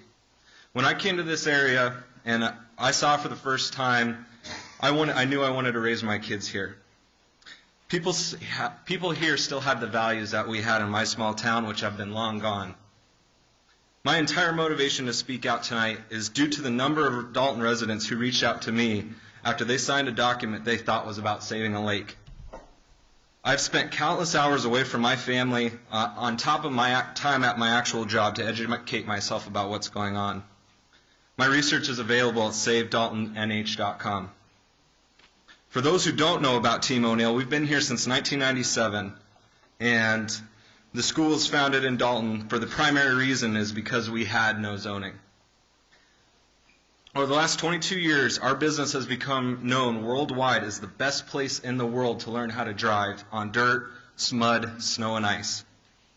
As the largest employer in Dalton, we have 24 full-time employees who live locally. We pay them much more than the regional average, including full paid health care and 401ks. We have survived and thrived in Dalton because it's one of the last places where a business like ours could actually exist. My question to the voters of Dalton is who actually benefits from having zoning? Who has the extra time to sit on a zoning board and make the decisions on how all the landowners of Dalton must act and keep their land? What happens to the value of a piece of land that becomes non-compliant with zoning even though it is grandfathered? As the board has stated, you're voting on many things that actually don't even apply to Dalton. Joe Beth even said that there's a lot of things we don't even have a choice in this matter on. The board needs to provide the voters of Dalton the details on how DES can premeditate anything that the voters of Dalton can do. Driving down the roads of Dalton, I have seen a number of houses that seem to be right on the edge of that 50-foot line. What happens on the 30th when you become non-compliant? Who's the town going to appoint to enforce and hire for all the zoning laws? Ultimately, who's going to front that bill? The Dalton residents are being asked to trade their freedom for fear due to an unknown future. These things are all questions that need to be answered before the voters make a vote and implement reasonable protections to preserve our town. There is enough time to give Dalton reasonable zoning laws without placing the entire town under emergency zoning, which is how every other town in New Hampshire has done up to this point. I'm asking the voters to vote no next week so a more reasonable and sound solution can be presented to the town. Thank you.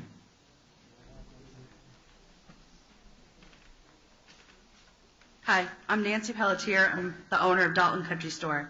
Born here in Dalton, raised over across the river in Gilman. I do reside in Gilman, so I'm not registered to vote here. However, I do spend most of my time here in Dalton. When we bought the property from Bob and Marilyn Richard, it had been closed.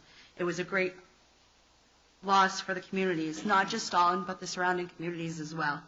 My husband, my son, and myself bought the building and rebuilt the store, investing our life savings into it, and to come to open it back up in 2014. We were told when we bought the property that, just like tonight, that we're going to be grandfathered in. The pumps will be fine. Spend thousands of dollars, send them back up. That's what we did.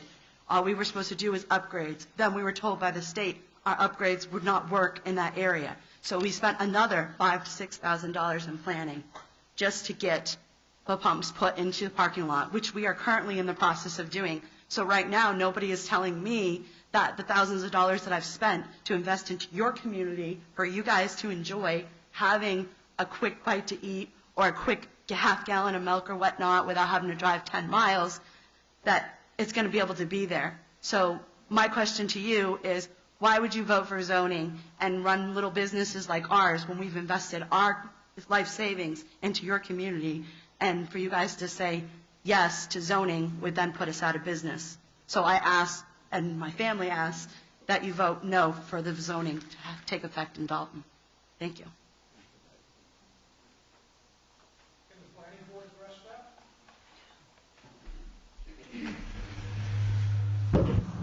I can reiterate what I've said before, that existing businesses are grandfathered under the emergency zoning provisions that we're talking about tonight. And going forward, if the town decides that they want to have zoning, it's zoning written by us for the businesses here. I can say there's nobody up here that wants any business to just go away that is already, successful and providing services for the town. Those are things that we want to have in Dalton. So if zoning moves forward and the town wants to do it, the zoning is going to be crafted around maintaining those businesses that are here. That's, I think, the simplest way I can put it. Yes, sir. Good evening. My name is Mike Bowman. I bought a piece of property in 2004 here in Dalton, and I built a house in 2006. I was raised by two extraordinary people, my mother and father. My father is no longer with us, but my mother is still here, and she's up visiting this week, and she enjoys the area. She enjoys the wildlife. In fact, the reason I bought the land when I looked at it was I went out and looked at it 5:30, 6 o'clock after work, long day in construction. I fell asleep in my pickup. I woke up, I had 4 deer standing right in front of the hood. The next day I bought the land. My father would probably say too much money and not enough thought, because I bought a piece of land in a subdivision with no covenants. I had never experienced that in my life. Everywhere I've ever lived, there's zoning, there's covenants, there's nothing. I'm the last house on the road. I do all the plowing, all the sanding, and I get no help from my neighbors. And my neighbors pile rubbish in their front yard, old stoves, dishwashers. I'm helpless to do anything about it. Ever since I bought the land, I've said the town needs zoning. But I've also grown to appreciate the fact that you don't have any zoning. So I don't know. I have always struggled with making a decision when someone just gives me 2 options. Wise man always has 3. My father taught me that. I don't understand why we can't do the same thing this town did years ago, and I don't know how many years ago. But I understand the town didn't want any more trailer parks. So we have an ordinance. You have as many dwellings as you want, as long as they're all under one roof. That eliminates trailer parks, doesn't it? Why isn't there an option 3? Why is it yes or no? That's my question. I would say the same thing again, that what we're talking about tonight is a temporary ordinance that carries us to town meeting in March next year. Town meeting in March next year, we have 3 options, okay? There you go. We can vote and say, no, we're done. We had a temporary ordinance for zoning, and we don't like it anymore, and it goes away, okay? So that's one.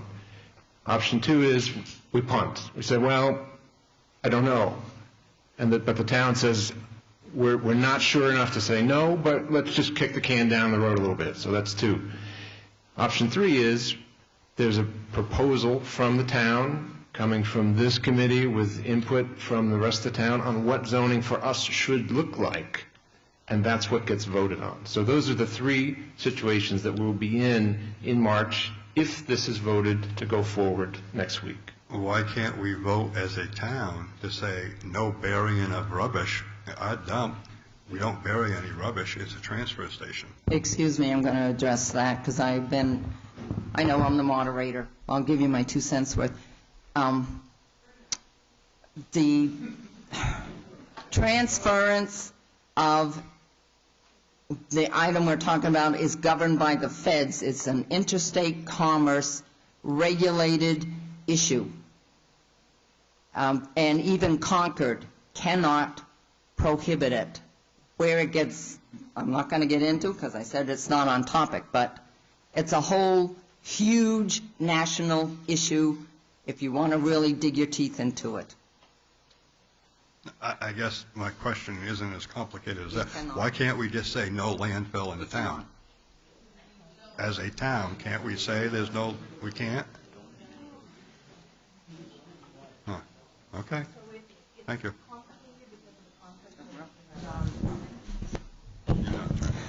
So it's complicated because of the issue of preemption, which is yes and no. So with Bethlehem, my understanding is that back in 2004, in court, they said that Bethlehem could not prohibit a company from building a landfill, but they were able to limit the size of it. But it's a very complicated issue, and I'm not an attorney, and so I don't understand all the ramifications. Okay, again, we're getting off track. So we're getting off track. We're getting off track. Zoning alone may not do what the town wishes in that particular instance. Okay. Well, with zoning, it's been my personal experience. I've lived in many, many different towns. My dad was a minister. We moved around a lot. I've lived in towns where you had to get a permit if you were going to paint your house. You're going to have to get a permit if you painted the front steps going up the landing to your house. Okay, can you wrap it up? We're out of time. And it's, your taxes are going to go up because you're going to need a zoning inspection. You're going to need a zoning officer. You're going to have permit fees. Your taxes are going to go up. Okay, thank you. All right, the last.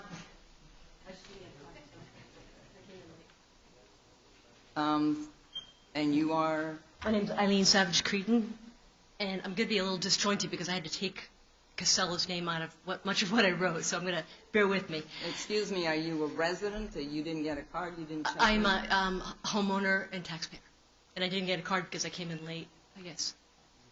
You want to check? 3 minutes. Thank you. I've been a homeowner and taxpayer in Dalton for over 30 years. I'm here tonight to ask my fellow homeowners and taxpayers to vote yes for emergency zoning on July 30th. Vote yes to protect our town, our land, and our way of life. I believe Dalton is being targeted by a company because there is no zoning. Voting yes for temporary emergency zoning is a vote to protect the beautiful land we love. It's a vote to give voice to the people of Dalton. And it's a clear message not to make us a pawn, of a large company to further destroy the North Country. Temporary emergency zoning was created to give towns the option to urgently enact ordinances in case of an emergency. This is urgent. This is an emergency. It's urgent that we protect our land, our lake, our rivers, streams. This is exactly what we need to do to protect the town of Dalton. What happens to the value of our land, our town, if it's next to a dump? We need to act now. We need to act to protect what we love.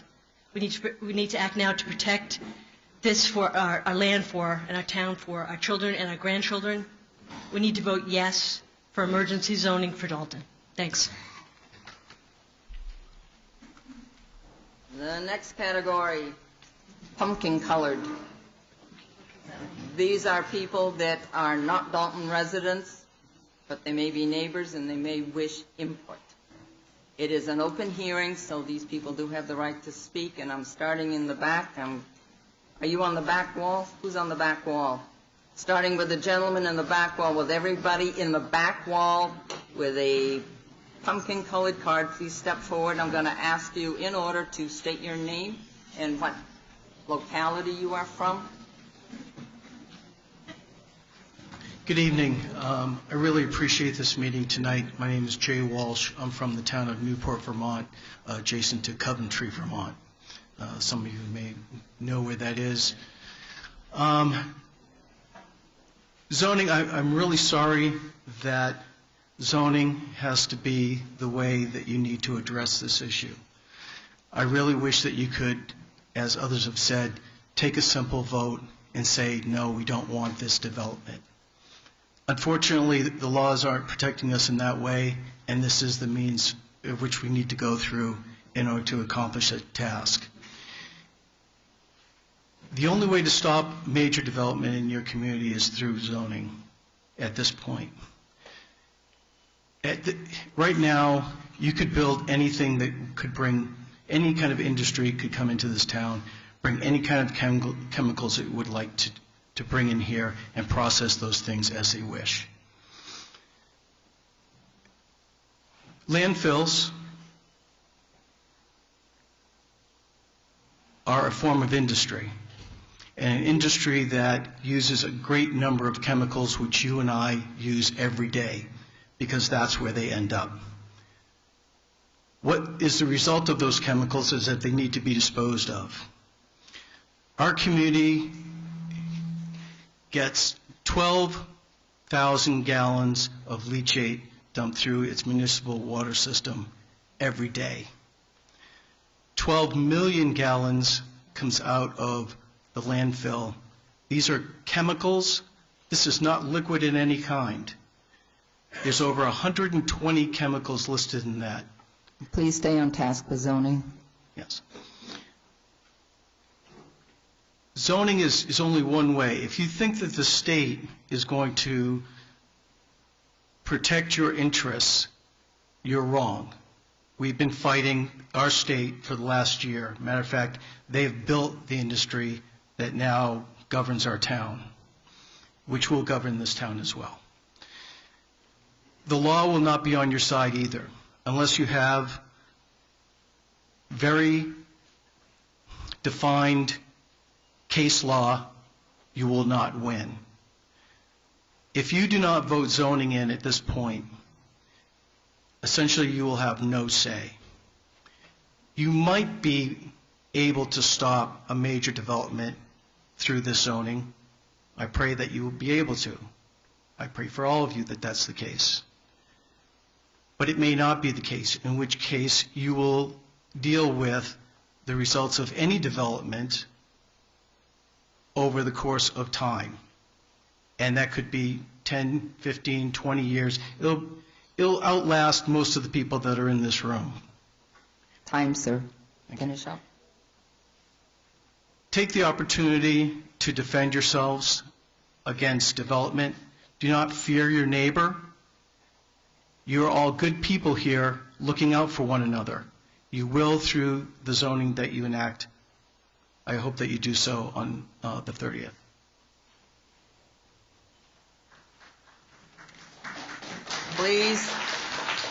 Please, people. Yes, sir. I endorse that gentleman's message. He said a lot of the things that I would say, and I'm not going to say them for the sake of brevity. My name is Elliot Wessler. I live in Whitefield. I live about 1 mile from where the landfill will be. I urge Dalton voters to vote yes on July 30th. My big worry about a landfill is water quality. Is a vote yes for zoning is the best way that Dalton can control its own fate. Is the company that wants to build the landfill says that you should trust them. You don't need zoning. Don't worry about your well water. Don't worry about traffic. Okay, so stay on track with zoning. I don't want to. This is exactly on track. This is exactly on track, ma'am. The noise, the smells, the scavenger animals, spreading trash. I can't really think of one good reason why anyone in Dalton would want to trust that out-of-state corporation with their track record. Will a yes vote on July 30th stop Casella forever? Probably not. All right, please, sir. Enough. Thank you. I'm sorry I said Casella. That corporation that wants to build the landfill. Stay on track. It's getting late. Thank you, sir. But at a minimum, a yes vote ensures that that company won't be able to steamroll Dalton. There's really one overhanging issue which I want to address, and that's how a temporary emergency zoning ordinance will affect people's property rights in Dalton. There's a gentleman who has a big material interest in the landfill who wrote a letter to the Caledonian Record, and he said that property rights is really everything. It's what's at issue here. I agree with him, and I think that gentleman and everybody else in Dalton should have every right to do with their property exactly as they see fit, except that I also endorse what people are saying is not if it's going to injure your neighbors and your friends. If that gentleman wants to expand his business, I say God bless. If he wants to paint his house purple, God bless. But that gentleman's idea of property rights is that there's not one person in Dalton who has any right to tell him what to do with Enough, his sir. property. Thank you. That gives that gentleman the right to make millions of dollars. Sir. But his neighbors Sir, have no enough. Thank rights you. to safe drinking water, Sir. peace and quiet, and all the things that make living in the North Country so desirable. I'm talking about zoning, ma'am. No, you're not. I am. Good evening. All right, would You're you like done. me to talk just about zoning?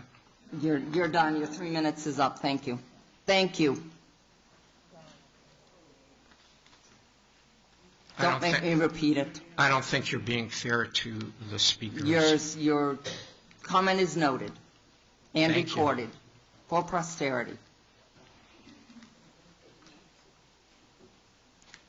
I'm Jerry Eames from Littleton, New Hampshire, lifelong resident. And the two men in front of me, I'm going to say ditto and ditto. I'm on board with them 100%. You need to enact temporary emergency zoning. The company, which is unnamed here tonight, has a track record, and if you don't study history, you're doomed to repeat it. I ask everybody here to look up that unnamed company and see how many lawsuits are involved in. They've been in Bethlehem for 32 years. Okay, I understand. I'm almost done. I can feel the heat. No, just asking. I'm sorry, this is not where this discussion needs to go. Well- I understand people, you'll get your 3 minutes. Okay. I understand where people feel passionate about a lot of what is going on, but I need, as the moderator, to see that persons are not, I'm going to just say it, badmouthed. It's your opinion, you're entitled to it, but please not in this forum. You may continue, sir. Okay, well, you do have to acknowledge the reason that this meeting was called. Somebody mentioned it. This is the reason for it, because of a particular entity. So we have to address that. But as about this particular entity, I quote the great George Patton. In World War II, and he looked out on the tank-strewn field, and he yelled out, "Rommel, you magnificent bastard, I read your book." That's what we got to do here, folks. That's it. Thank you very much. Hang tough and keep a clear head. It's very important. People, no. Yes, sir. Yes, my name is Tom Bennett. I live at 529 West Side Road, and I butt the property where the landfill may be established. I am for consideration of special zoning at this point, even though I'm not a town resident. And I say that based on some personal experiences. Is water as an issue and what's underneath the landfill and why that has to be strongly considered. Many years ago, I started a career in education, took a group of students underground in upstate New York. What do we find? Lots of water. We swam in it several hundred feet deep. Moving to New Jersey, I taught the history of New Jersey. What problems New Jersey have? Water pollution. Why? They had no zoning many, many, many years ago. Now every town is suing another town. Towns are shutting down wells. In one town I studied, they had 5 wells to support the entire town. 2 of those wells, well 1 and 2, went bad very quickly. That's a result of lack of zoning and control over what goes into your water systems. So I support, the special election and moving ahead with more study. All right, thank you. People. Yes, ma'am. Hi, my name is Nikki Tresca, and I live on Newell Lane. And I know that everything I want to say has been said. I just want to stand here today and say I am part of 6 generations that has been and started on Dalton Mountain, and we now live 1/10 of a mile from the Dalton town line. And I've lived in many different places, and I always come back. And I feel like this vote for emergency temporary zoning is just that. It's temporary. The people that are going to be sitting on this board potentially are going to be your neighbors. You guys, I feel like, are a great community. I feel like there's a lot of negativity that's here tonight. It doesn't need to be that way. I just feel like if the zoning is in place, it gives the town a chance. If you decide you hate it, you can get rid of it. And I'm just standing here in place of my grandparents that are too old to be here tonight. And I promised that I would come and say something for them because they grew up on Dalton Mountain and they just also love the town. And I just want to thank all of you for being here. And I know nobody wants to be here late, so thank you so much for your time. Please.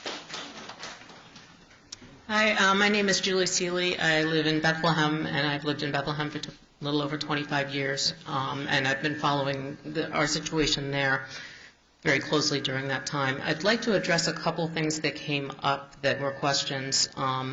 The first is relating to preemption, and I'd like to clarify that. Then it's kind of impossible not to talk about a landfill in this. Just refer to it as an industry.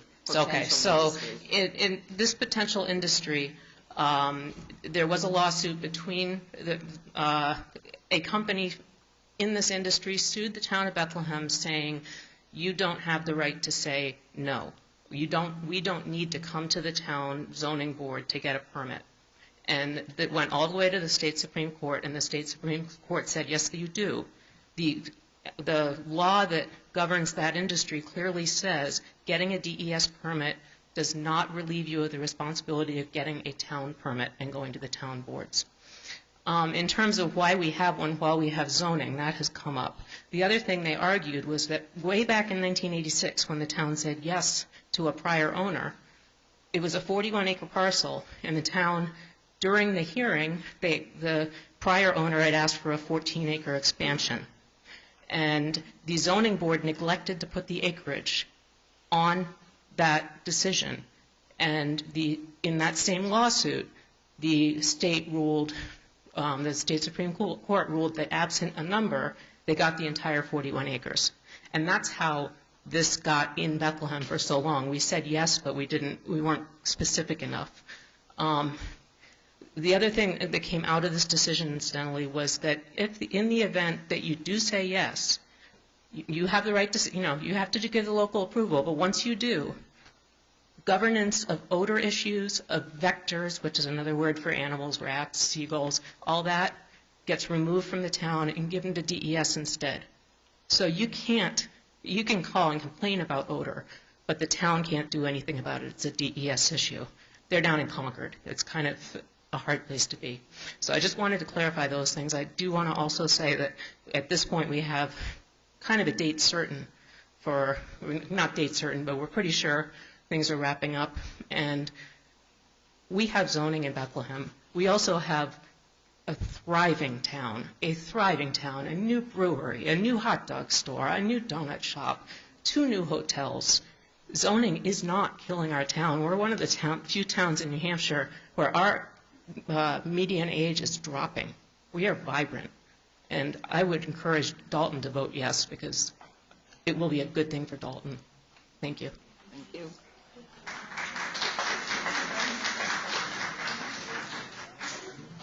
Yes, ma'am. I'm Lavina Maycutt. I live in Whitefield.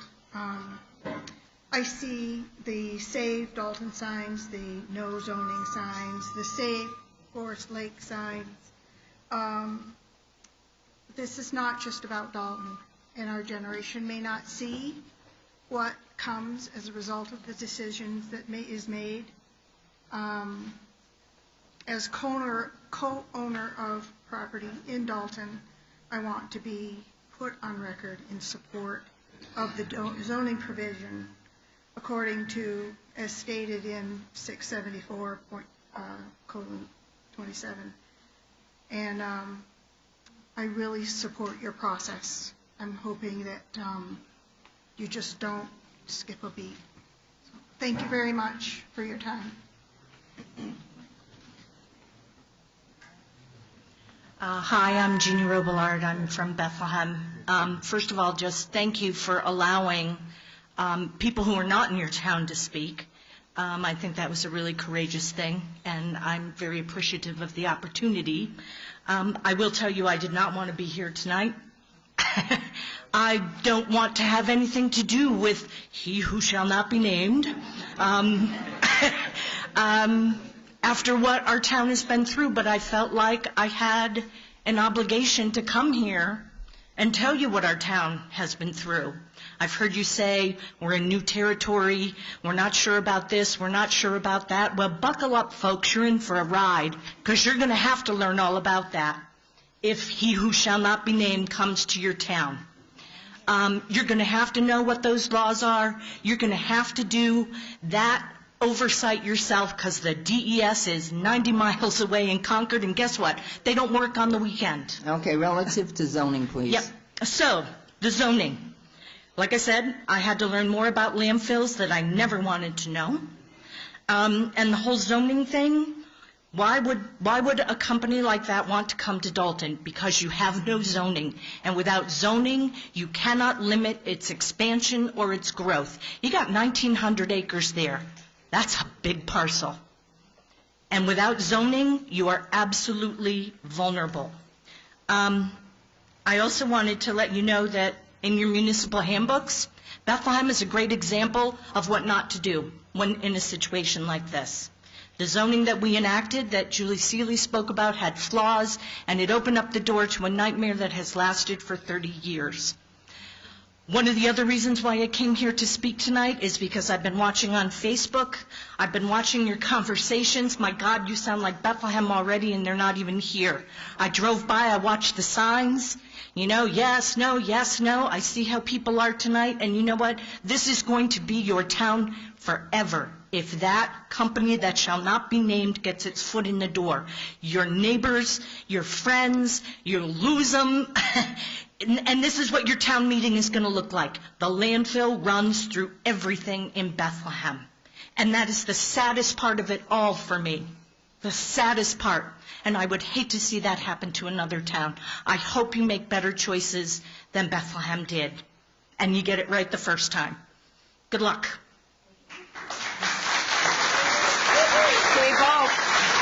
All right, please, you can go out and party after. We have a few more speakers. Yes, sir. Hi, my name's Chris Comar. I'm a resident of Littleton, New Hampshire, and I'm employed in Dalton, New Hampshire, and I take great pride in working there.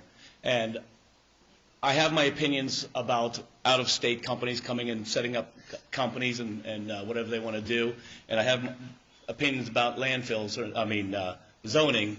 But I want the board to sort of talk about how zoning and what the DES can and can't do in relationship to that zoning, because it seems as though you don't want to talk about it and what preemption is, and if DES can come in, supersede zoning, period. Can the DES supersede zoning? So I think the woman from Bethlehem is better qualified than I am to answer that.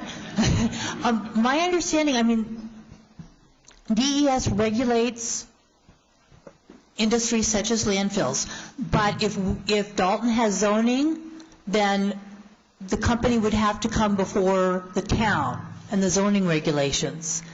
And from what I've gathered from what was just said, that would be, what do I want to say? So they would have to comply, they would have to apply to the zoning. It would be something that they would have to go through to meet the town requirements. But can it be superseded by DES and federal law? Not according to the new act. Okay, thank you. I want that to be said. I have a specific question for the planning board. Let the gentleman behind you. We weren't doing repeat questions. If you want to speak with him after the meeting, I'm trying to wrap it up. You're speaking for yourself, sir. Thank you, moderator. My name is Fred Anderson, and I live on West Forest Lake Road. We've owned that property since 1977. I retired 4 years ago, and we now live here and hope to live here as long as God permits us to do so. One of the things that's happened to me since I became a full-time resident was I also got elected president of the Forest Lake Association. Forest Lake Association has no power, has no authority. It's a wonderful position because I don't have anything I can do except advocate for Whitefield, advocate for Dalton, advocate for the lake, advocate for the state park. And so that's what I'm here to do. I've watched what's happened because you don't have zoning. It's very clear if DES gave a permit to the corporation whose name shall not be mentioned, you would have absolutely no way to stop them. And you would have no control over what happened. If you have a zoning board and you have defined what you want in terms of this township, and by the way, you have a superb vision statement. I've been on looking at what you've done in terms of your long-range plan. It's beautiful, and it says what I think I hear the people of Dalton say they want this township to be. It shouldn't be difficult for you to put together a zoning group that could incorporate that into statute that would then be adopted, and it would have to be adopted by the town. Nobody's going to do anything to you. I think what disturbs me most about this whole conversation is input from those who shall not be named that keep distorting the process, keep insisting that they are going to take over your rights, keep insisting that somehow you're giving up a fundamental right. The only people who have anything to lose with zoning are those who want to come in from the outside and superimpose their will over you without you having any opportunity to do anything about it, whether that's a huge corporation or that's one member of the community. One member of the community in this town right now can do anything he or she wants, and you're powerless to stop them. So I encourage you to vote yes on the 30th, and I thank you, moderator, for this opportunity.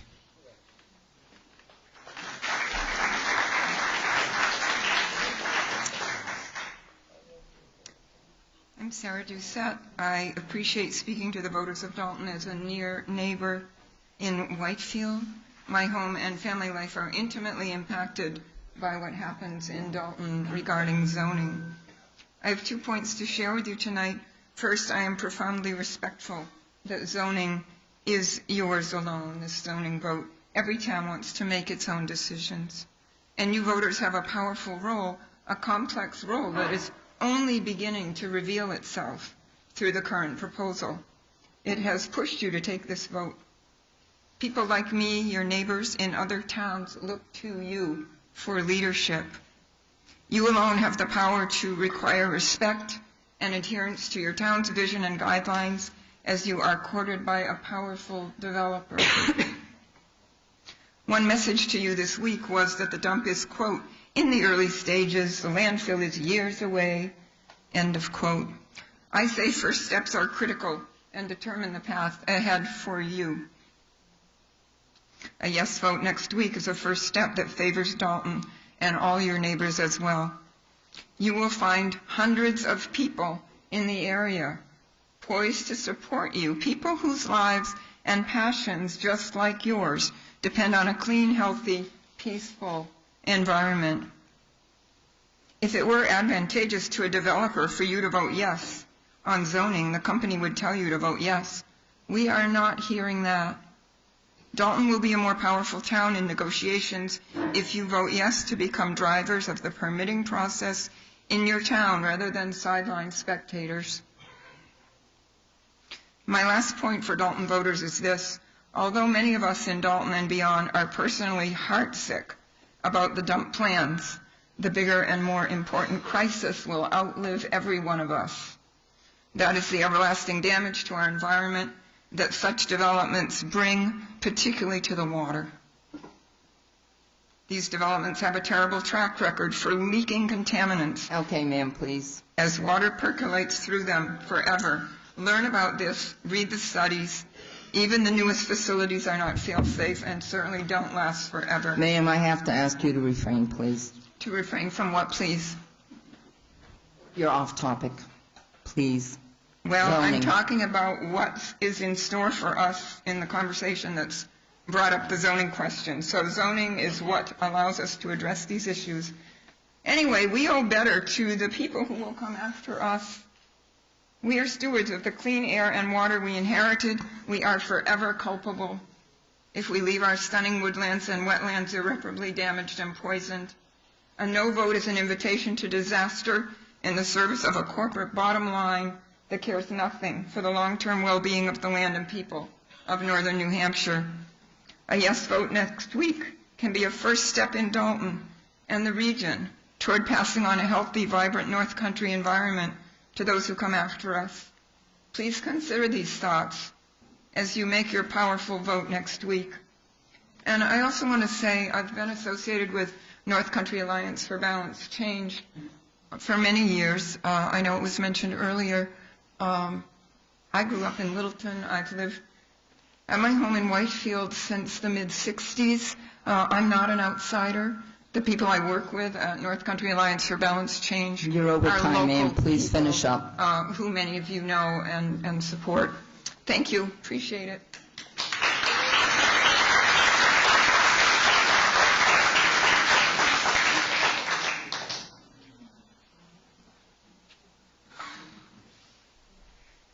I'm it. Hi, I'm Nancy Morrison, and I'm from Whitefield. And I'm here as a neighbor to all you folks in Dalton, and I want to thank you for letting me speak, and I'll be very brief because what she said is pretty much what I feel. I ask you folks to consider strongly emergency temporary zoning and not fear it. I think there's been a lot of fabrication and half-truths put out by corporations that instill fear of what we will lose with emergency temporary zoning. And I think the real issue here is, what will we gain? You will gain protection for your children and your great-grandchildren and the environment and those things that we have a responsibility for. We do. We don't want to because it's easier not to. But I ask you to have a spine and consider strongly emergency zoning. And I want you to know that neighbors care about you and support you and will rally around you. I did not do that enough in Bethlehem. I sent them money, and I expressed my concern, and I am ashamed that I did not work harder to help them challenge what was happening to them. And it is what happened to them. They were victims. And we don't have to be, you don't have to be victims. This is your chance to stand up for yourselves and choose what you want. And you know, if you have to go get a voucher to add a few feet to your shed, these are unusual times. This is now. And that's not that big a deal. I live in Whitefield. I go and get a permit if I want to expand something. You know, the big deal here is, what are you going to lose if you don't stand up for yourselves? You're going to lose your beautiful Dalton. It's going to be Dalton dumpsters. That's what you'll be known for in the state. There is a landfill 6 miles from here as the crow flies. Isn't that enough? Thank you, thank you, thank you. My neighbors.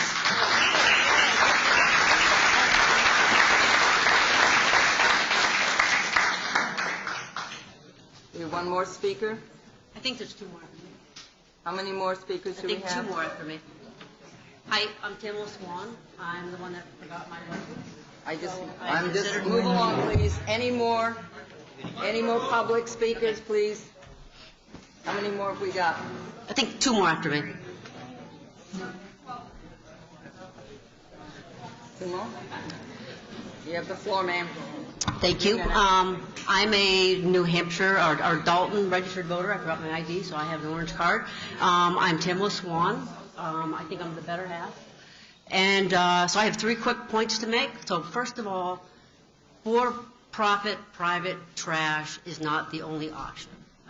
There's municipal districts, there's municipal trash, and they will only take in-state trash. They're not subject to interstate commerce, but they have to take out-of-state trash. Is this relevant It's very to relevant. zoning? It's very Zoning. relevant. Yeah, so Ma'am.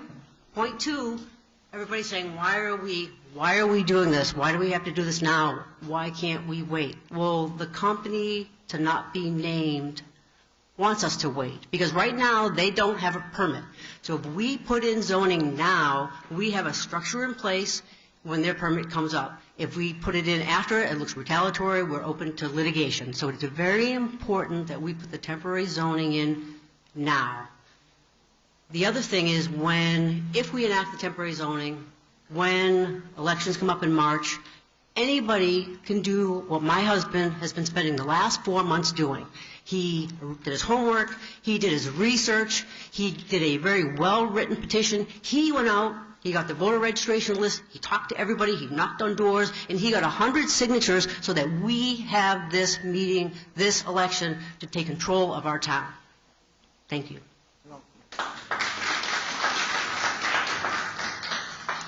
My name is Sharon Pomerchuk, and I live in Whitefield. And as a matter of fact, my property abuts Mr. Angerson's property. We moved up here in 2004. It was our dream. And one of the things that I take issue with that Mr. Angerson said was that on his property, he's going to make it all better for all of us because he's going to have a drag strip and he's going to have the landfill, and it's going to really make everything better for everybody. The quality of life will improve. Well, my quality of life is not going to improve by that. Okay, I moved to New Hampshire because I moved from South Jersey.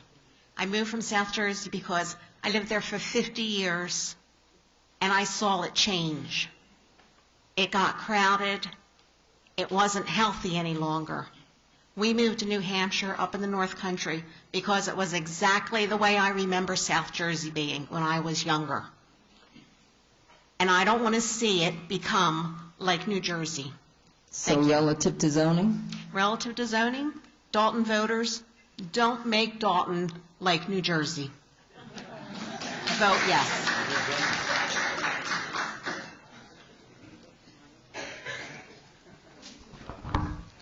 Hi, my name's Eric. I'm from Union Road. Oh, don't want to do that. All right. So I apologize if it's a redundant question. I apologize if I misunderstood something. I am neither for zoning or for the corporation. Yes or no, will zoning, if enacted, actually prevent this?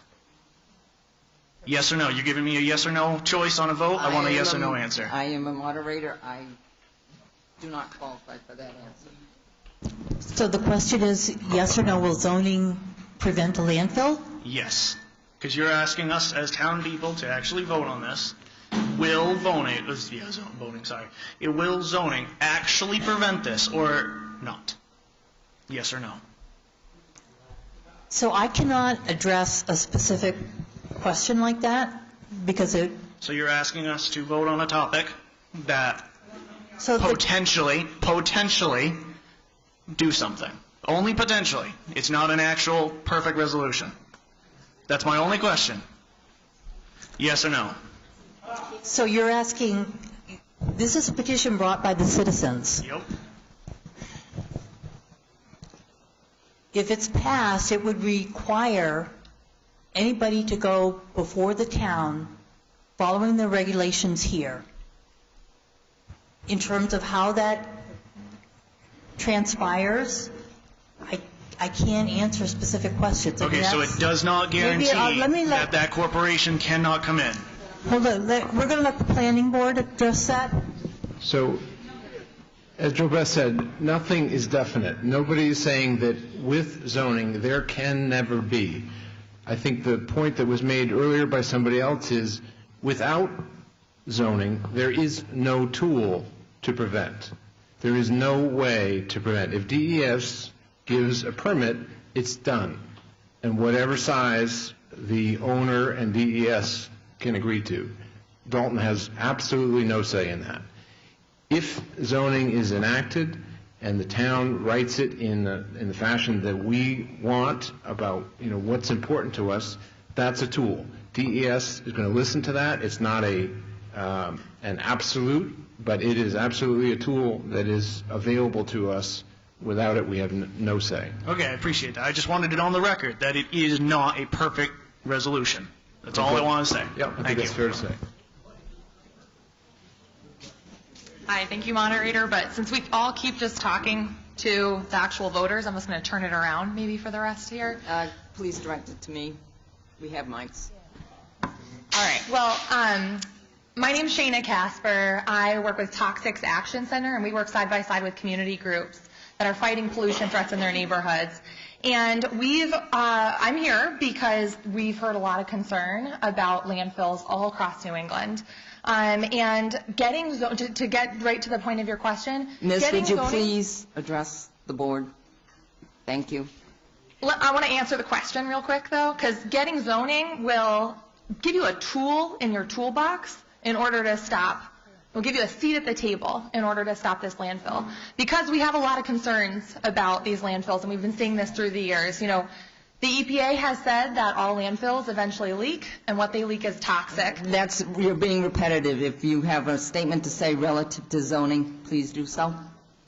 And we've seen in places like Newport, which we heard about, in Charlton and Southbridge, Massachusetts, in Moortown, Vermont, in Bethlehem many times today, and so many other places across New England and across the country, where landfills have poisoned drinking water, harmed communities, impacted people's health. You're being repetitive, ma'am. If you have a point to make about zoning relative to what's been previously stated, please do so. I'm urging Dalton voters to learn from the mistakes of of folks in other New England states and across the country. Don't wait for your water to get contaminated and for your health to be at risk to fight back. This is not going to be a cure-all, end-all, but it'll be a really significant step in the right direction to actually protect your community. So to really want to urge folks to vote yes on Tuesday, to do it for your health, do it for the future, do it for your children's health, and give it a chance. Thank you.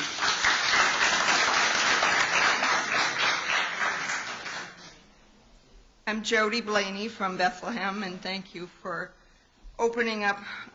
Someone said earlier, not quite sure why the people from the outside are coming, but I just feel like we're all North Country, and being from Bethlehem, I certainly have known and felt and smelled and all of that, the results of this corporation that we're talking about. So I so pray that the Dalton residents vote yes for, again, a tool in their toolbox for better control for you to have and to help protect this North Country that we all love.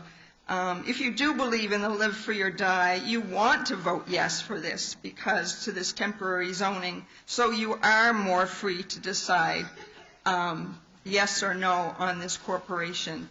I totally endorse the gentleman that spoke from Coventry.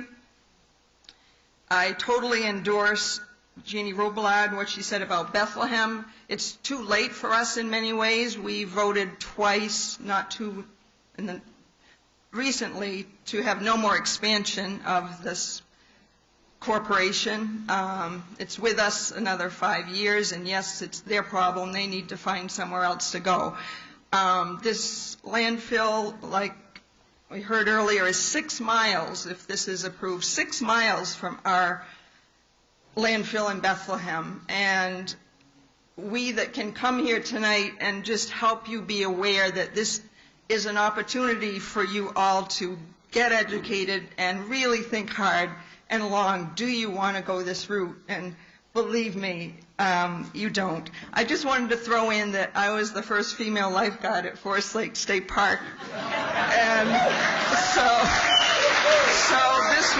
this was in the late 60s, early 70s, but Forest Lake State Park has gotten a lot of talk because it's so representative of the North Country.